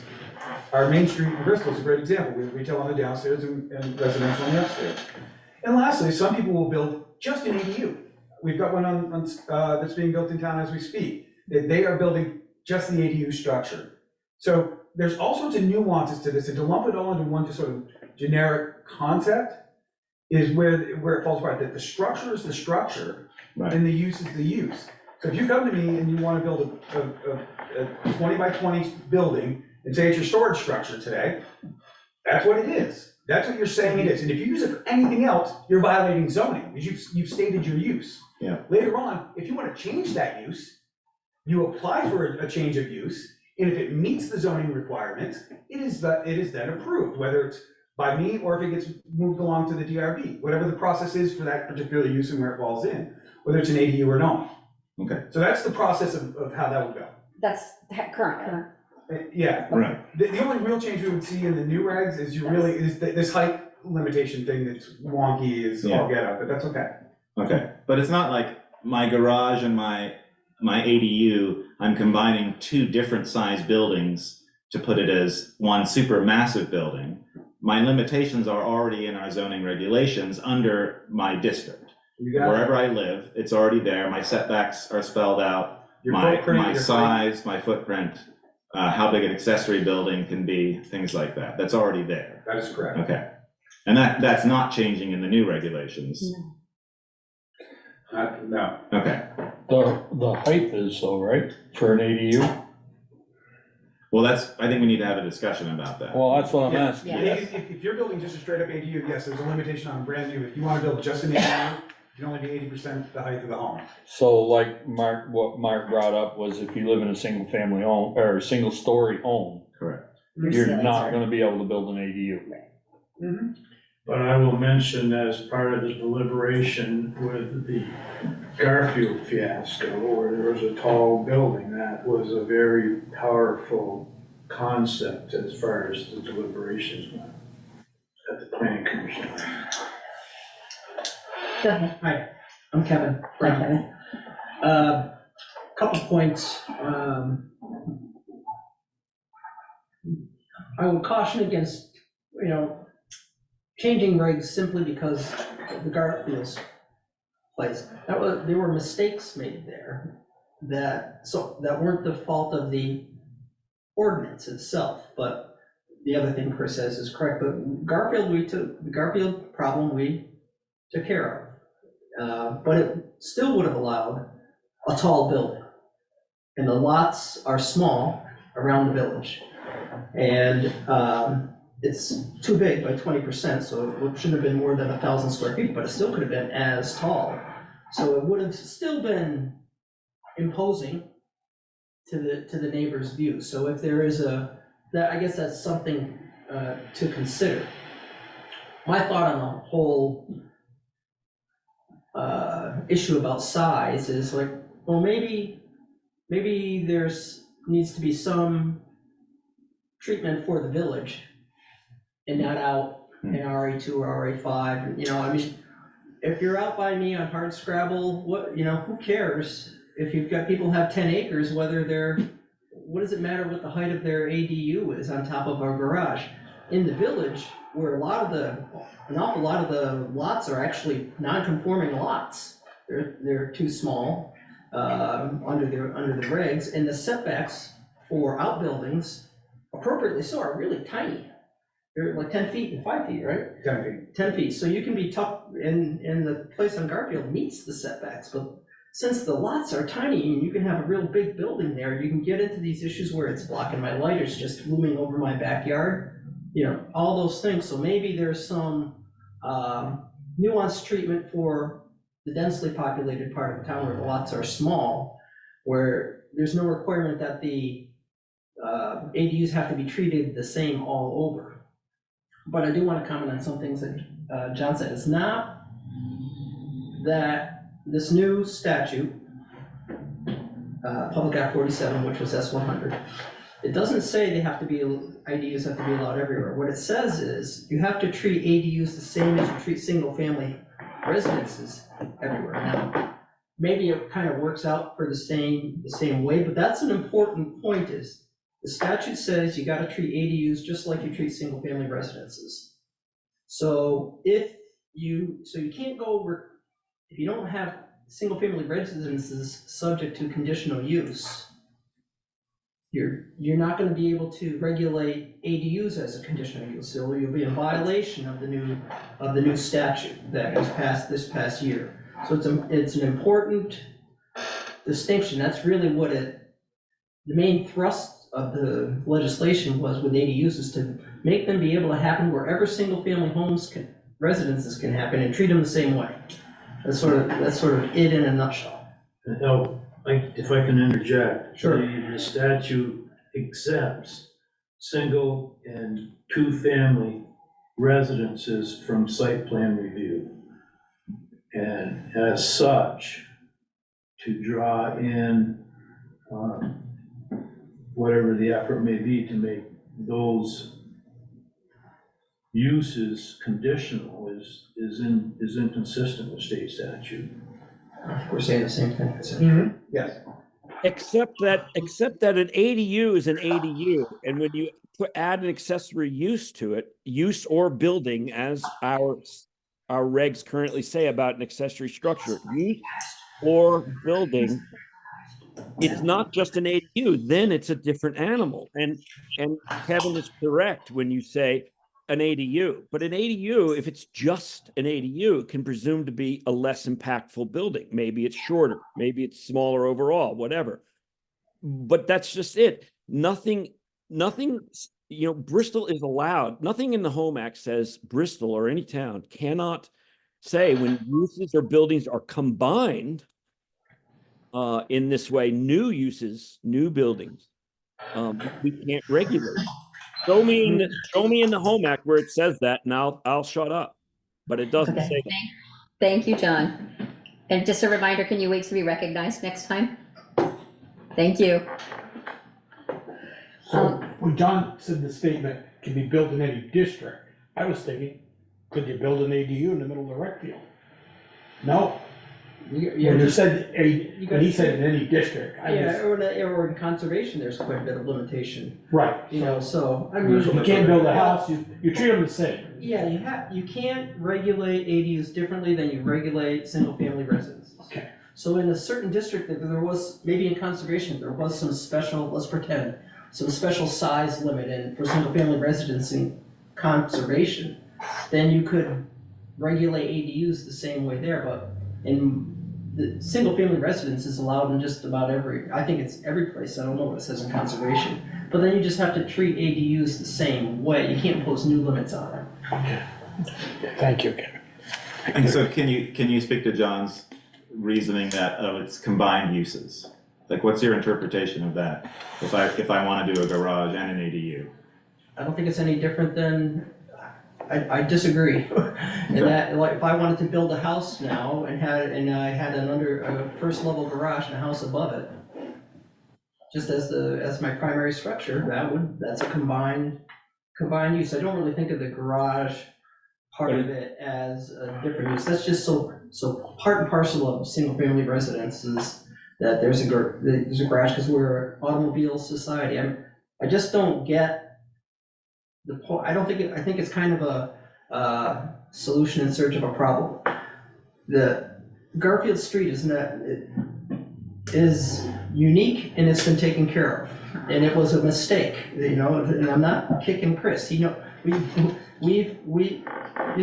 good. mistakes happen, okay? It never should have, it was a duplex house. There shouldn't have been an ADU, period. The building was too big. It's a mistake, all right, but the permit didn't get appealed, and it became final, and that ties our hands, but and that ADU went away because 2 years had lapsed, and then we had the application for the forge and woodworking shop, and the DRB denied it. And the theory, one of the theories was that, look, it was permitted, and I think this is an important point to John's concern, which is legitimate, about end runs. So we dealt with that in the decision this way. When that building was first permitted as a garage and an ADU, those are all subordinate to the main building, which is residential house. But then the application was a change of use. Hey, let's do on the first floor, let's have a blacksmith school and a forge and a woodworking shop and art and and education, whole bunch of things like that.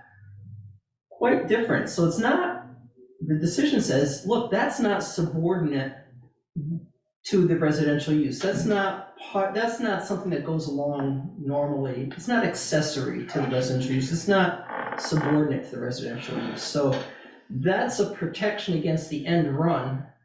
It's kind of an extreme situation, but it's a protection against the end run. As long as the new use is a typically subordinate use for a residence, all okay. But if you built a big building and got a big garage and got a permit for that, and then wanted to do something that wasn't actually a customarily subordinate to residential use, under, the DRB would say no. Thank you, Kevin. John, do you have something new to add I do. quickly? We're yeah. past time already. Yes, well, I would say to Kevin's comment that, that thing on Garfield Street is passed, except if you live next door, where it's gonna be forever, every day you look at it. So no, not passed for them. The other comment is the state statute, the Home Act, is silent on a combined use. Bristol's an ADU is an ADU, something else, an accessory use plus an ADU is an accessory use plus an ADU. You cannot just put an ADU on it and ignore the other building or use. And I just do want to reiterate that past years, accessory use, and still is part of our regs. You can't ignore, you shouldn't ignore that it says does not include dwelling. An accessory use does not include dwelling. So if you want to ignore that, you can, ignore this. And nothing in the Home Act says you can't. The Home Act doesn't contemplate combined use. We have a loophole. We're going to get more Garfield Streets if we don't close it, and that's all I can say. Thank you, John. All right, other questions, other comments? Just have a question for Kevin. Yeah. So if he come in and Chris has been very upfront with the 200 square feet bigger than it was supposed to be. If they'd come in right on, could build that size, Not with an ADU, though. but he could have signed that piece of paper, it'd be a steel building out in that corner. He could have put in a permit for an accessory building, and it would have been Yeah, just like he's yeah. currently got. There's no Yeah. design aesthetic design limitations anywhere in our ordinance, except in the downtown design review district, and that's only advisory. So, yeah, you could have a building with 1,000 footprint, 35 feet tall with red metal siding, instead of a 1,200 square foot footprint, 35 feet tall, whatever it is, with red metal siding. That's right, there is no, let's make it fit with the houses around it, part of our ordinance. And I end up on both, I've been on both sides of this as a land use attorney and a municipal attorney. There are certain towns where there's a lot of that design control, historic towns like Woodstock and Manchester, yeah. Yeah, exactly, and it can be quite onerous. There's two sides of that coin. One is, we want it to look uniform and we rely on tourism, and on the other hand, it can kind of freeze development with new ideas on construction. Energy, things like energy efficiency, windows, things like that. So I can't remember the town. I was trying to remember this morning, and I didn't go looking for the file. I had a client who had a nice new house, a rebuild, and the garage was on the front of the road, had road frontage, and the house was behind it. And the design review committee just wanted all the buildings to face the road. And on that lot, you really couldn't do it, and they thought it had, and if you face the road, you couldn't have too much glass. There was a glass ratio, and this house was designed for passive solar with big windows, and it didn't face the road. And ultimately prevailed, but it was sort of a good indicator to me, like, well, I get both sides of it. If you freeze things the way they, and maybe you want to, but if you freeze it the way it looked in 1880, you might be bumping up against some design changes that are driven by technology or other things that don't necessarily fit, but aren't a bad thing.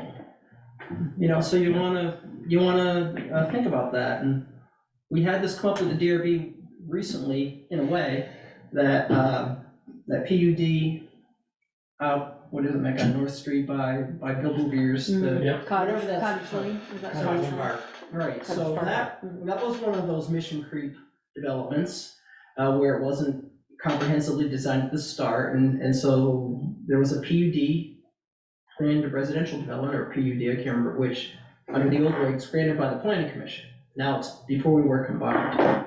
So that 6-lot subdivision had its permit for a planned residential development where setbacks are lesser, you can cluster, all those things that, you get these waivers, basically, that to make it an integrated design. The original design didn't have garages. People who were looking to buy lots kept asking the owner, what was his name? Robert Fuller.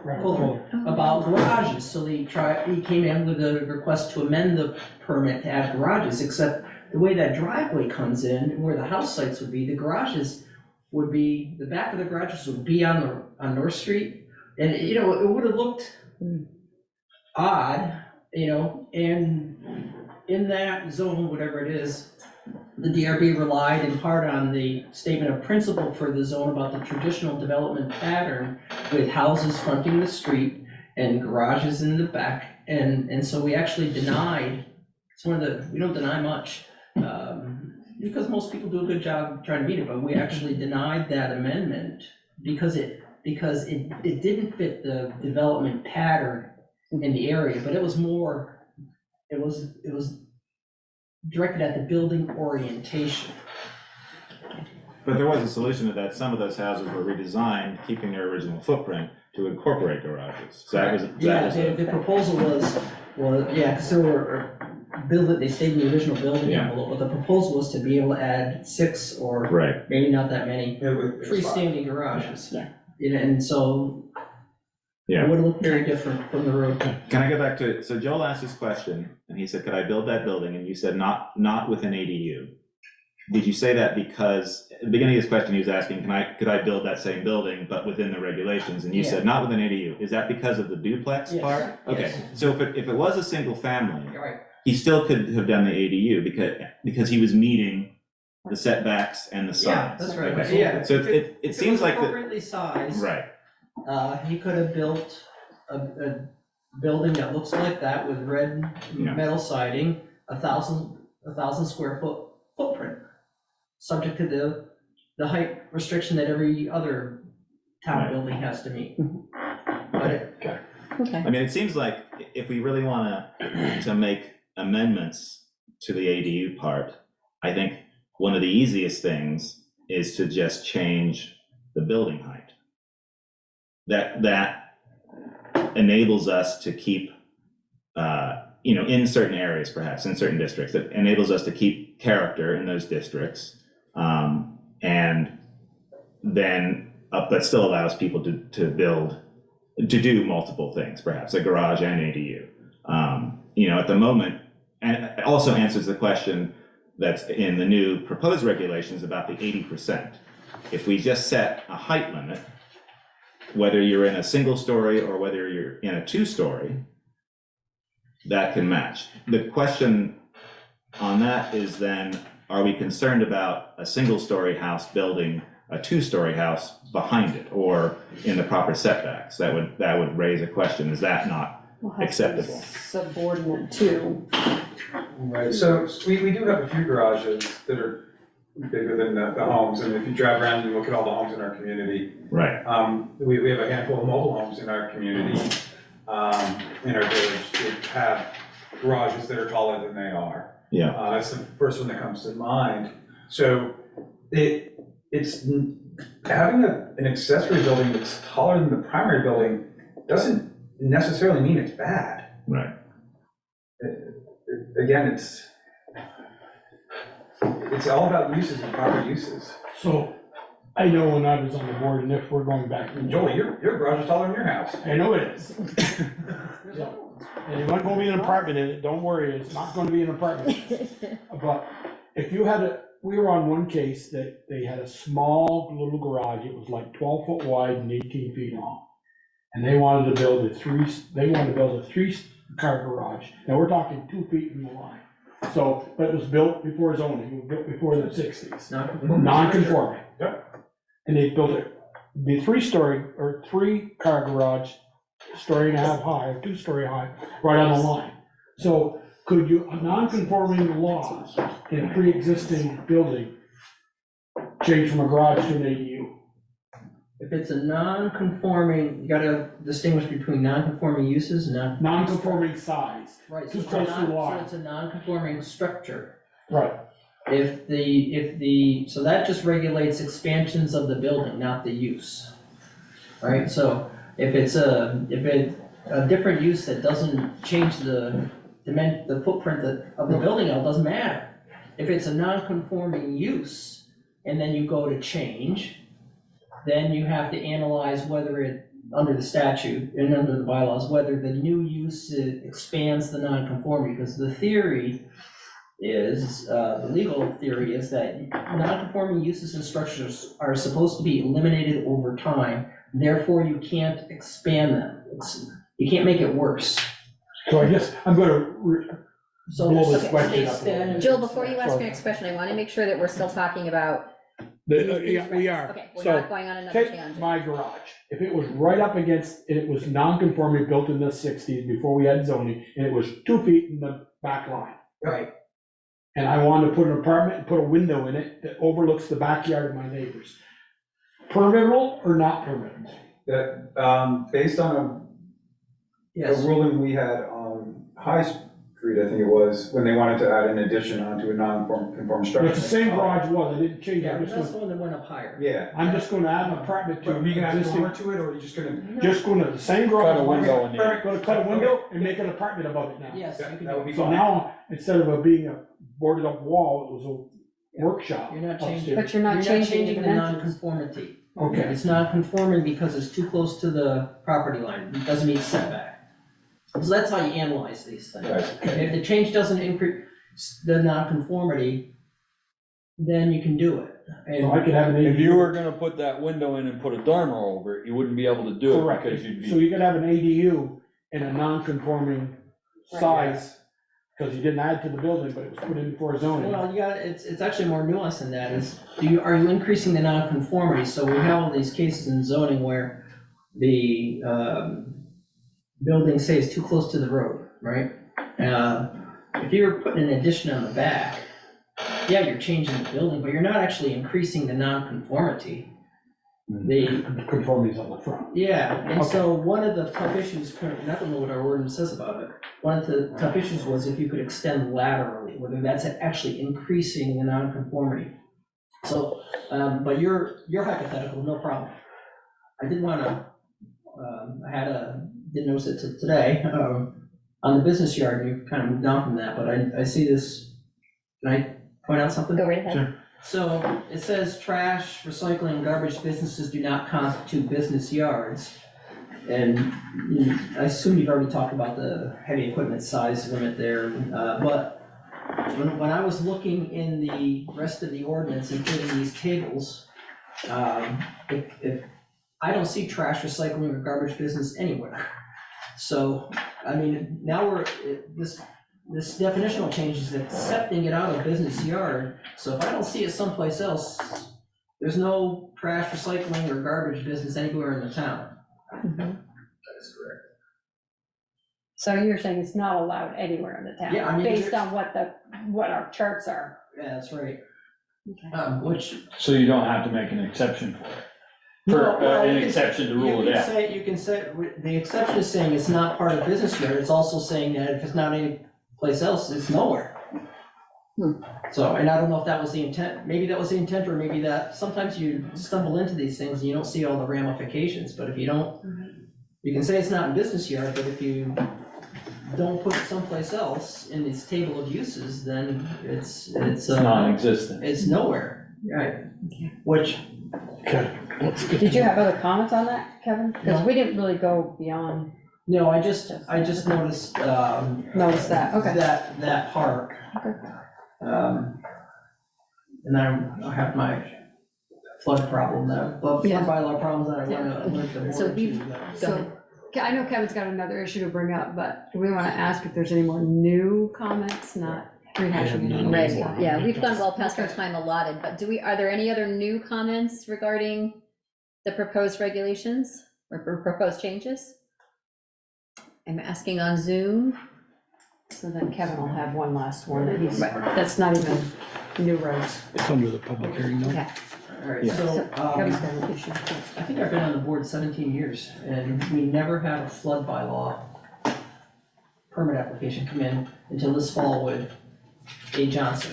They wanted to build another kiln, and the whole facility is in the floodplain. Special flood hazard area. And as is so often the case, you don't actually notice a problem with the bylaw until you actually have to apply it. But there we were, looking at our existing bylaw, which is 810, and the statute that talks about flood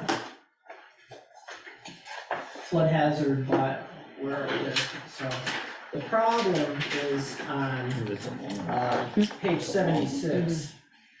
So the statute that allows towns, tells towns to regulate, they can regulate flood hazard bylaw, says you have to, this is all comes out of the National Insurance Flood Program, the maps, and so there's a state agency that deals with that, deals with the flood.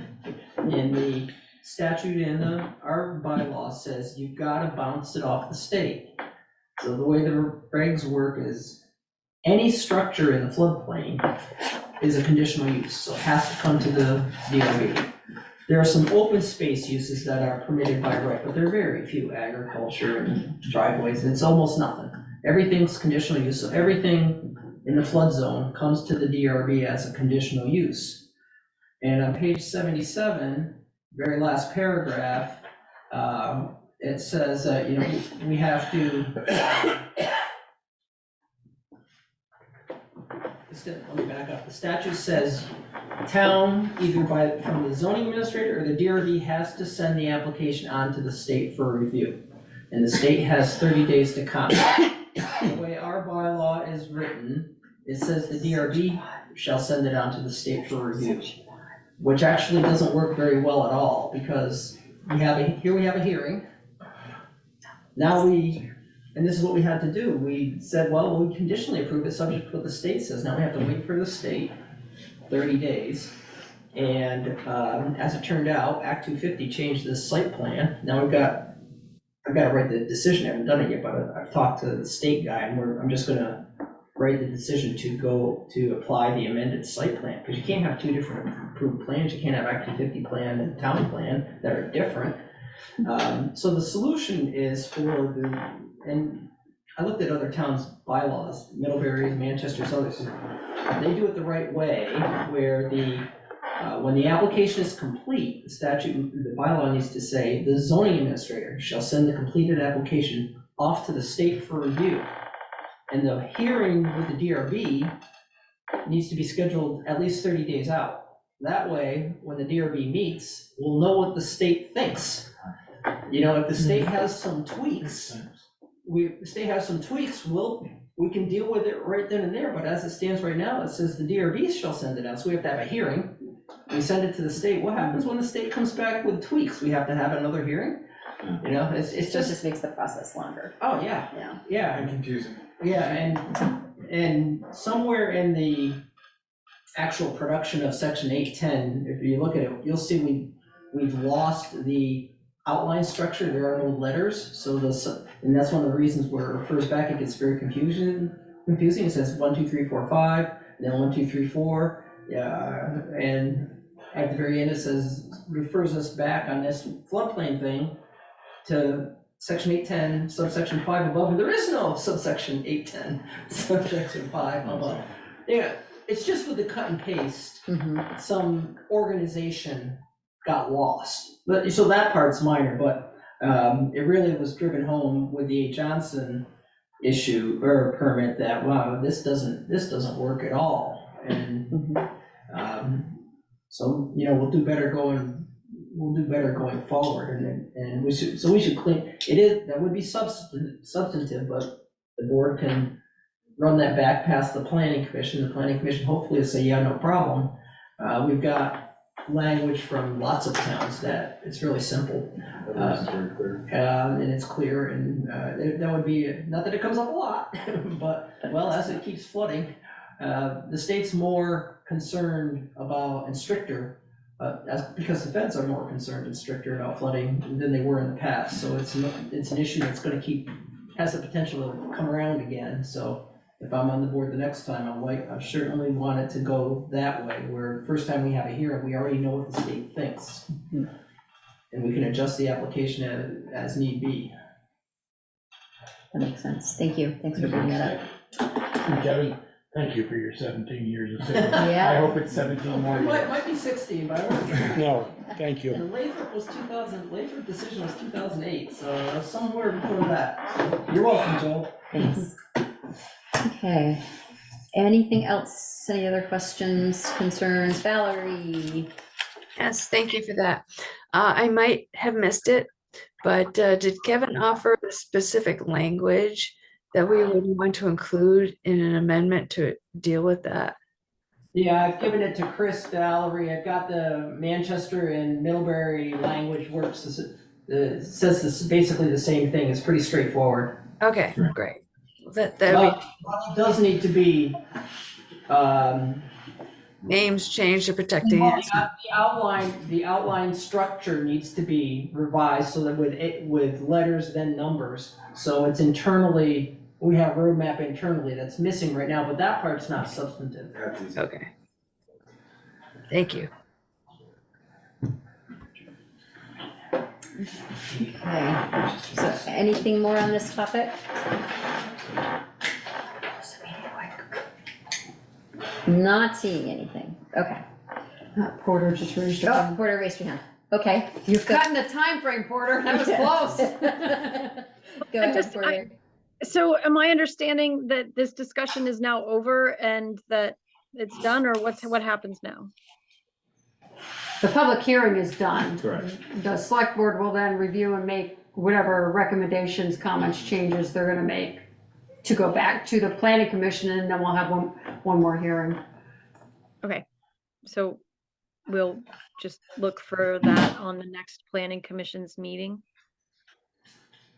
It depends on when we get it done. Right, we have some options as far as when Valerie outlined some things in the TA report about when we can get it back to the board and then, get our recommendations to the board and then have them have their meeting. So we haven't settled on a date just yet, so maybe their next hearing, it may be the following hearing. Thank you. Just welcome. to, I mean, as far as time is concerned, I suppose we could try to do an odd evening meeting somewhere along, but we typically meet first and third Tuesdays, so with our regular meeting on the third Tuesday, and then we do additional work or special work on the first Tuesday, so if that fits in with the progress, then I need to get an agenda out prior to that, for that first Tuesday. Okay. Yeah, the board, the way the statute works is the board, the select board, if it's substantive change, the select board says, here's what we think. Planning commission gets to comment within a short period of time. They obviously have to have a public meeting, but they don't have to hold a new hearing and they can just react to what the select board's suggestion is, and then they report back, say we like it or we don't, or nothing. And then it's back in the select board's lap. For another hearing. If there's a substantive change, yeah. So Kevin, you said you meet the first and third Tuesday, so you have a meeting tomorrow night? Actually, we're not meeting in December. He said last. He did say by Yeah. But yeah. Valerie, is the deadline for this the same as it is for the town report? To get it on the ballot? It's not, is it? Well, that's an interesting question. Whatever goes on the town report obviously needs to be decided. Yes. But in order to have this on the ballot in March, does that hearing, do we have to meet the same deadline as the town report? Because it's a separate item. Yeah, but it has to be part of the warrant. Right. So we have to so- approve the warrant. Right. Yeah, and she's- the select board has a number of options through January to hold a hearing if you choose to on any substantive changes. And it depends on the public hearing notice through the Edison Independent, which publishes on Thursdays. So we have to be mindful of their publication schedules. And I outlined it, I outlined that in my TA report of some of the dates that are available. I don't think this coming week is an option. But other dates through January are an option. Okay. And don't we, But to answer Peter's question more specifically, yes, it does need to be on the town warning, and we need to follow the schedule for the town warning. Okay. Sharon? yeah, the end of January is your deadline for everything that needs to go on the ballot, because it has to go to LHS to be put on the cards that will be used in the tabulator. And we have the ballots have to be here 20 days prior to the town meeting, so you don't have a lot of room. Okay, It's a tight but, timeline. and if we miss that deadline, then it becomes a special meeting to have these regulations voted on, correct? Or the You primary. have to have it at a different time, yes. Okay. So Sharon, when you're talking tabulator, that's Australian ballot. Is that right? Well, isn't this going to be on the Australian ballot? It's not a floor vote, is it? Well, that's an interesting question. Is it? No, I think it would be an Australian. Yeah, ballot. That's what yeah, we've always it's done. always been. Oh, done that way. interesting. Oh, okay. All right. I don't have much experience with this. So Okay. Australian ballot, that's good to know. Yeah. There Okay. is a note in the TA report too that says, under the proposed regulations under the grant program, it's actually, the deadline is January 31, 2024. Okay. Thanks, Sharon. Thanks, Sharon. Okay. Yeah. Thanks, Bob. You're welcome. Okay. All right. So is the public hearing closed? Is that correct? Public hearing is closed. Okay. I don't see any more All right. comments. Thank you. Okay, thank you. Thanks all for coming. Thank you, everyone, for attending. Thank you, Kevin. And we have done all of our other regular business. Do we have a? I just want to acknowledge the email that we received from Tom Fox asking questions about his questions. Just he was hoping that we would follow up on those things. Yes. Not that we need to do that right now, but just acknowledge that he had Right. offered that feedback. We got a new number of emails. Yeah. John Moyers, Porter, Yeah, Mark Gibson, so yeah. Yep, I did skip number 4, I apologize. So review of preliminary budget information. Oh, boy. Wow. Sorry. Hang on, bear with me. Let's see. Are you okay to do this, Val? Yeah, I was gonna ask the Yeah. same question. Say that again? I didn't hear you. I said, are you okay to do this? A little Sounds like bit. A little bit. I just, there's, as you know, this is still a work in progress. And Chris is here tonight in the audience that I'm aware that he will give us an update. But one thing I do want to try to share with you, if I can manage to do it, I hope I can, because it's kind of cool. Let me see if I can navigate this, because I'm Thank you, Kevin. Thanks, hi, Kevin. two screens. And I've had some technical issues today, so I've had to reboot a bunch of times. I don't know what I'm doing. Screen share. Let's see if this works. Are you able to see a budget spreadsheet on your screens? Yes. Okay. So what I want to highlight here for you is partly where we are at right now.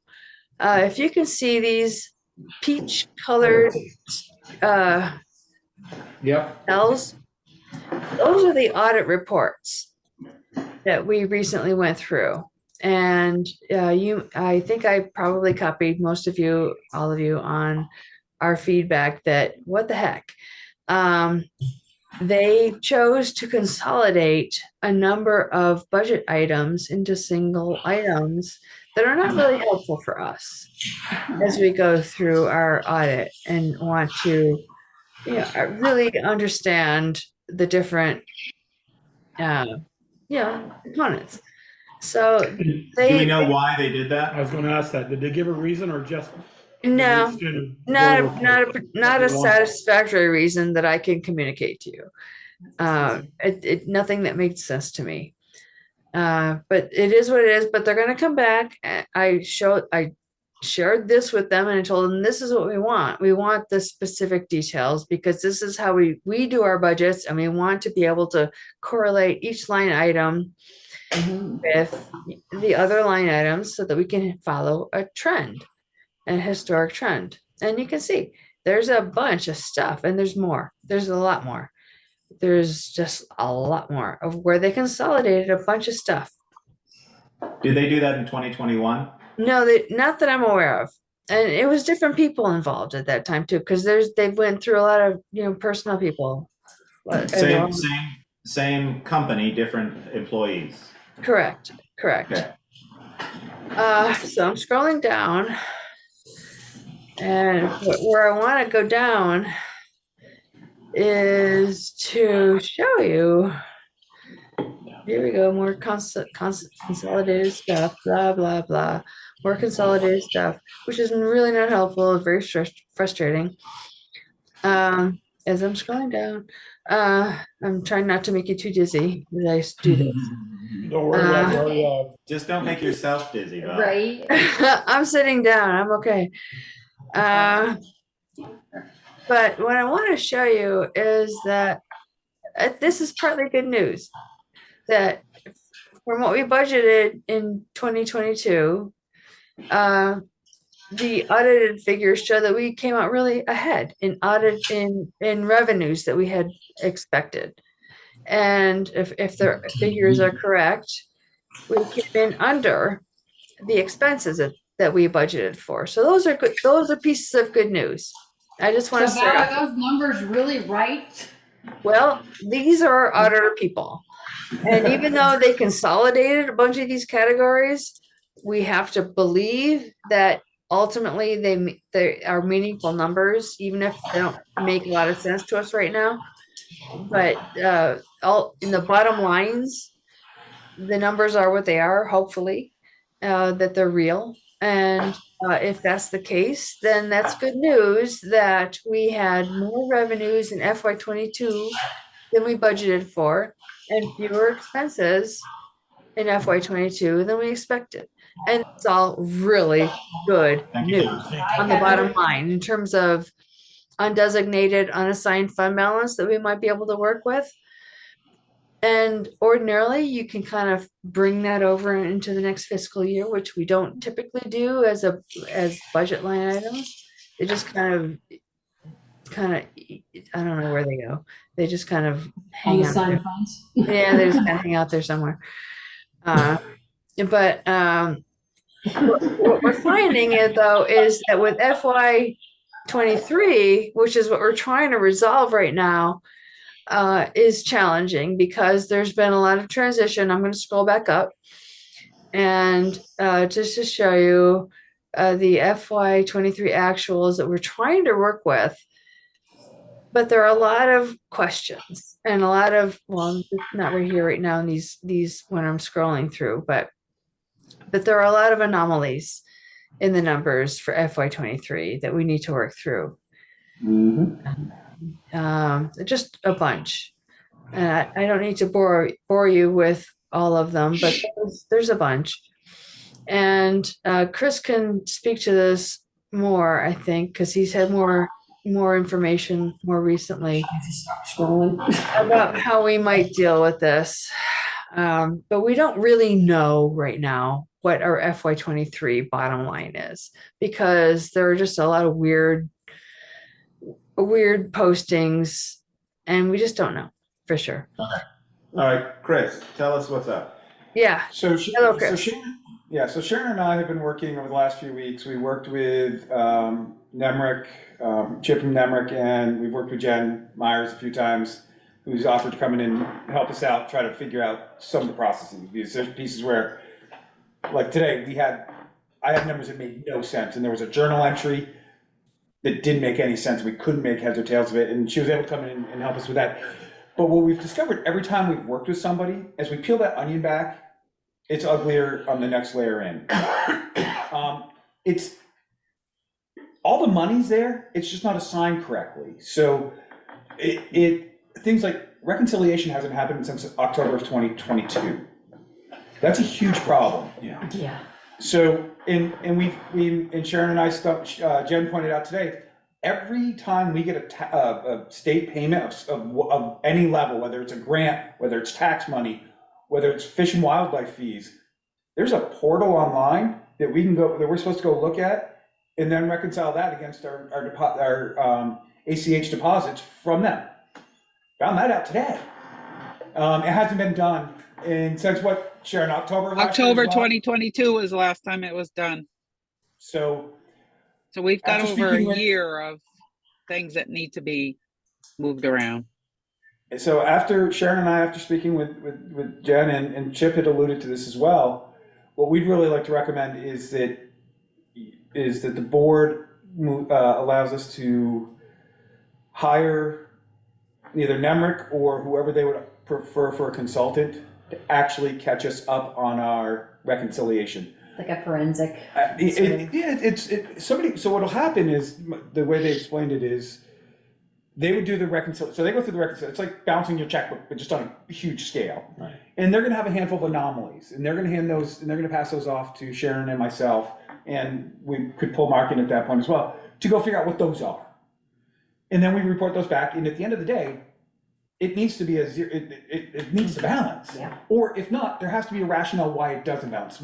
Sometimes you'll run into, like, if payroll happens in the middle, end of the month happens in the middle of the week, that'll throw off your numbers a little bit. But those are easy ones to explain off because they're minimal. Yeah. But until we get a base and get everything back to balance,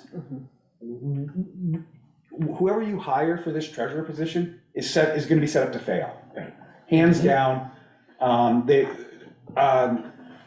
If it was me and I was hired into that, I would leave in a week, because you've got a full-time job just getting caught up.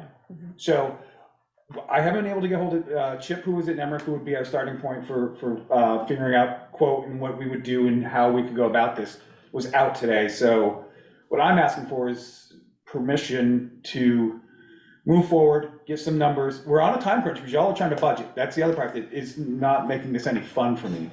But we've discovered like all the, which funds is it, Sharon, that we haven't transferred any over yet? None of the capital funds for the last 2 years at least have been transferred into their accounts, so we have no idea what's in there. Yeah. And that's probably true for a lot of the accounts. I don't think you did. Okay. So that's what we're hoping to be able to do, and it's. So Nemrick is the software company, and it's the software that we use. Is it right for us to hire them to do this, or do we hire an outside or an independent consultant to do this? Like, what is, it sounds like it's an accounting thing versus a software thing, but does Nemrick do that kind of thing because They do are? Okay. Yeah, It and does, actually, yep. that was Jen's recommendation. She Okay. said, start with Nemrick, and if Nemrick can do it, that's our best option. Okay. If they have the Yeah, time. because Chip has a lot of knowledge. Okay, Yeah. all right, that's fine. I wanted to make sure, because I just knew that they were the designers, but if they also support what you do with their software, that makes sense. Do Okay. we know what kind of cost we would incur with that? We're batting that around. You're probably talking 100, 150 an hour billing time. How long it would take? As Jen said, it could take 2 hours to actually do the reconciliation and then send us back with 6 or 8 hours worth of legwork. And so we are sitting on, or not we, I guess we as a town, we aren't paying Anthony's salary anymore. We aren't paying a treasurer's salary. Correct. So we have that little bit of capital, and it's a little bit for the month that we have left. But apply some of those dollars to try to get the ship righted. And we may We find don't out. really have a choice. You don't have a choice. Yeah. And it may be also with Nemrick, they get 6 months into it and they've worked with Sharon and I enough, they were able to take that responsibility back because they've got enough base back that we can actually run with this and actually do our jobs. Honestly, if they're gonna do it, I just have them do it very straight through and get it done. That's where my preference is. Just get it. Yeah, Okay, so don't I'm get gonna tangled up Get in it the middle. done. Right. Yeah, and it's Perfect. fresh. Keep the same hands in it, get it done to the point where we're We're current. zeros. I mean, we have the salary line item there that hasn't been used since September, if I recall Yeah. correctly, Right. so. Okay. you know. So. And if FY '22 is any indicator, we also have a healthy undesignated fund balance, at least from that year, from Oh, we revenues. think we do. Yeah, from revenues that came in that exceeded what the budgeted expenses were, so there's that. So because we're using funds, do we need a motion or is it just consensus? We don't have a I would number yet. recommend a motion Oh, that's right. to proceed with any kind of contractual movement. But it won't be a contractual until we have a number. Yeah. Well, Right. that's true. That's true. Okay. Well, I would say just consensus, if that's okay with the board, to Yeah. move ahead with this. Yeah, because we're not meeting for 3 weeks. Yeah. No, Well, we're we're meeting meeting the from 27th. Oh, sorry, Yeah. And I I'm would say we suggesting bring us a that number. and on that score, I'm suggesting at the meeting on the, it was at the 27th, Take this up to Yeah. approve. be If something like if we have a 4 quorum, o'clock or something. Could you approve that on the 27th? So Yeah. we Could can do just that, work yeah. rocking as fast as possible? Yes. Right. Okay, just make sure. I was like, I mean, we could, at worst case scenario, Val could send us an email saying that here's the numbers and. okay. Right. 14 months, what's another 15 or 16 months? Another 2 more months. This Well, is, the thing is, it was only Affects our done number. up in time to get through the 2022 audit. Yeah. So I we mean, need it before we this- can do the 2023 audit. these grades are getting I raised like it. each week right now. I mean, I would like it for doing budget, and when they come in and say, well, it says you've spent $2,500 on guardrails there. Well, did you really, or did you just get coded wrong? You know? Well, that's what they'll be able to tell us. Right, and that's what should be occurring once a month. Of course. That's what the reconciliation does for us. Once we get caught up, it's really a 1 day, 2 day process for the department to be able to do in the future, so, but once we get caught up. But like I said, every time, we're like, oh, look, help us fix this, and they're like, yeah, but you need to fix this, and this, and this, and I was like, I don't know how to fix any of that. Yeah, okay. Well, so I would say, consensus to sort of look into this and then to bring us. Yeah, all we need is a number to approve. Yeah, Yeah. okay, so Chris, you go ahead Sticking and your finger in the move dam, forward that. stop one leak and then it comes out another Yeah. place. Kinda like our water system, we fix one pipe one. Thank you, Chris, and thanks for your work Thanks, on all Chris. of that. Thank you, too. Sharon. And Sharon, thank you. Yeah, thank you, Sharon and Chris. So when we're Thank talking you. about bringing a number to improve, are we talking about the short meeting on the 27th or in February? Yes, Yes. 27th. Yes, what? Yes, the 27th. Okay, so there'll be an agenda item at 4 o'clock on If you could. February 27th to approve whatever budget number it is. 4 o'clock. And I'm just spitballing the 4 o'clock, because that seems to be a fairly convenient. 4 o'clock on the 27th? What time on the 27th, Yeah, what are you Val? talking 7 about? o'clock Yeah, or 6 7 o'clock, whatever. Well, for a 5-minute meeting, I was thinking it would be during the No, day. 'cause it's not a 5-minute meeting. It's a special meeting. Okay, all right. You're thinking it was only gonna be 5 minutes because we're just doing the You're warrant. just and signing the warrants. We have to have Yeah, a meeting. that was the idea. The folks would just come in and during the day. That's all Sorry. I have to do. But that doesn't mean you have to be here, Val. No, of Yeah. course not. But there It needs would to work be better for notice. me, because I have another meeting that night. It wouldn't. So I was And just thinking have- 4 o'clock would be kind of a target date for that kind of thing. And Well, I'll be working then, so you guys will just have to do it without me then. Well, if you do it at 7, you're gonna do it without me, cause I think I'm in Fairhaven that night. Thinking of doing it at 5 We'll o'clock. figure Well, it you out. guys can do it at 4. So And I'm gonna question be- for you all well, on the And I'm gonna be, numbers I'm from gonna try Hammer. to call in. Is Call a in, not to put you on exceed speaker. quote adequate? Yes. You have the Okay. number? You don't need it right down, it's gonna be 72 No, hours. I think a not to exceed is fine. Okay, perfect. All right. Thank you all Chris. very much. Thank you. Thanks, Chris. Okay. So we'll figure out that time. I don't have it. 989. Okay. what next? That's it for our agenda. Do we have an executive session? I really don't think so, other than figuring out this time for this special meeting on the 27th. So the special meeting is two things. It's the warrant approval and it's now the approval for the specialist to do work with the NEMRIC system. Is that correct? Reconciling. Reconciliation. So while we're on that topic, what are we gonna do with the zoning stuff? When are we gonna talk about that? Well, yeah, there's that too, right? So that's where it's the 27th, maybe even longer than that if we're gonna. Well, do it yeah, then. you may want, you might want to, that's a Wednesday night. That's a Wednesday night. Yeah, I understand that. So Joel said he wouldn't be available. I'm pretty sure I'm in Fairhaven that night. Okay, Peter, you said you have another meeting? I have another meeting, but it's not critical that I be there. Okay. Okay. I'm gonna be in Maine, but I plan to call in. I won't have internet Oh, access, that's fine, okay. but I plan to call in. Okay. I'm gonna take the So shelf. we gotta have at least 3 of us sign orders. I mean, I may call in from Fairhaven. Huh? I'll be around. Yeah. Ian, you be in the old chair, you can, I mean, if I'm not if you're here, gonna do Carla's it- not here, probably should. If you're gonna do it at 4, I just need to know so I can Right. be here. I'll send you all an email and Valerie tomorrow morning. I think I have leave time at Mount Ames at 5 o'clock, so if it was a quick meeting, I could be here at 4 o'clock to do. Yeah, but if we decide we're going over the regs, you wanna be involved in It that. won't be a quick meeting, if we're talking. If we're gonna about talk about Yeah, those. that's a much larger discussion. But we're, So do we wanna do it at 6 PM on the Wednesday?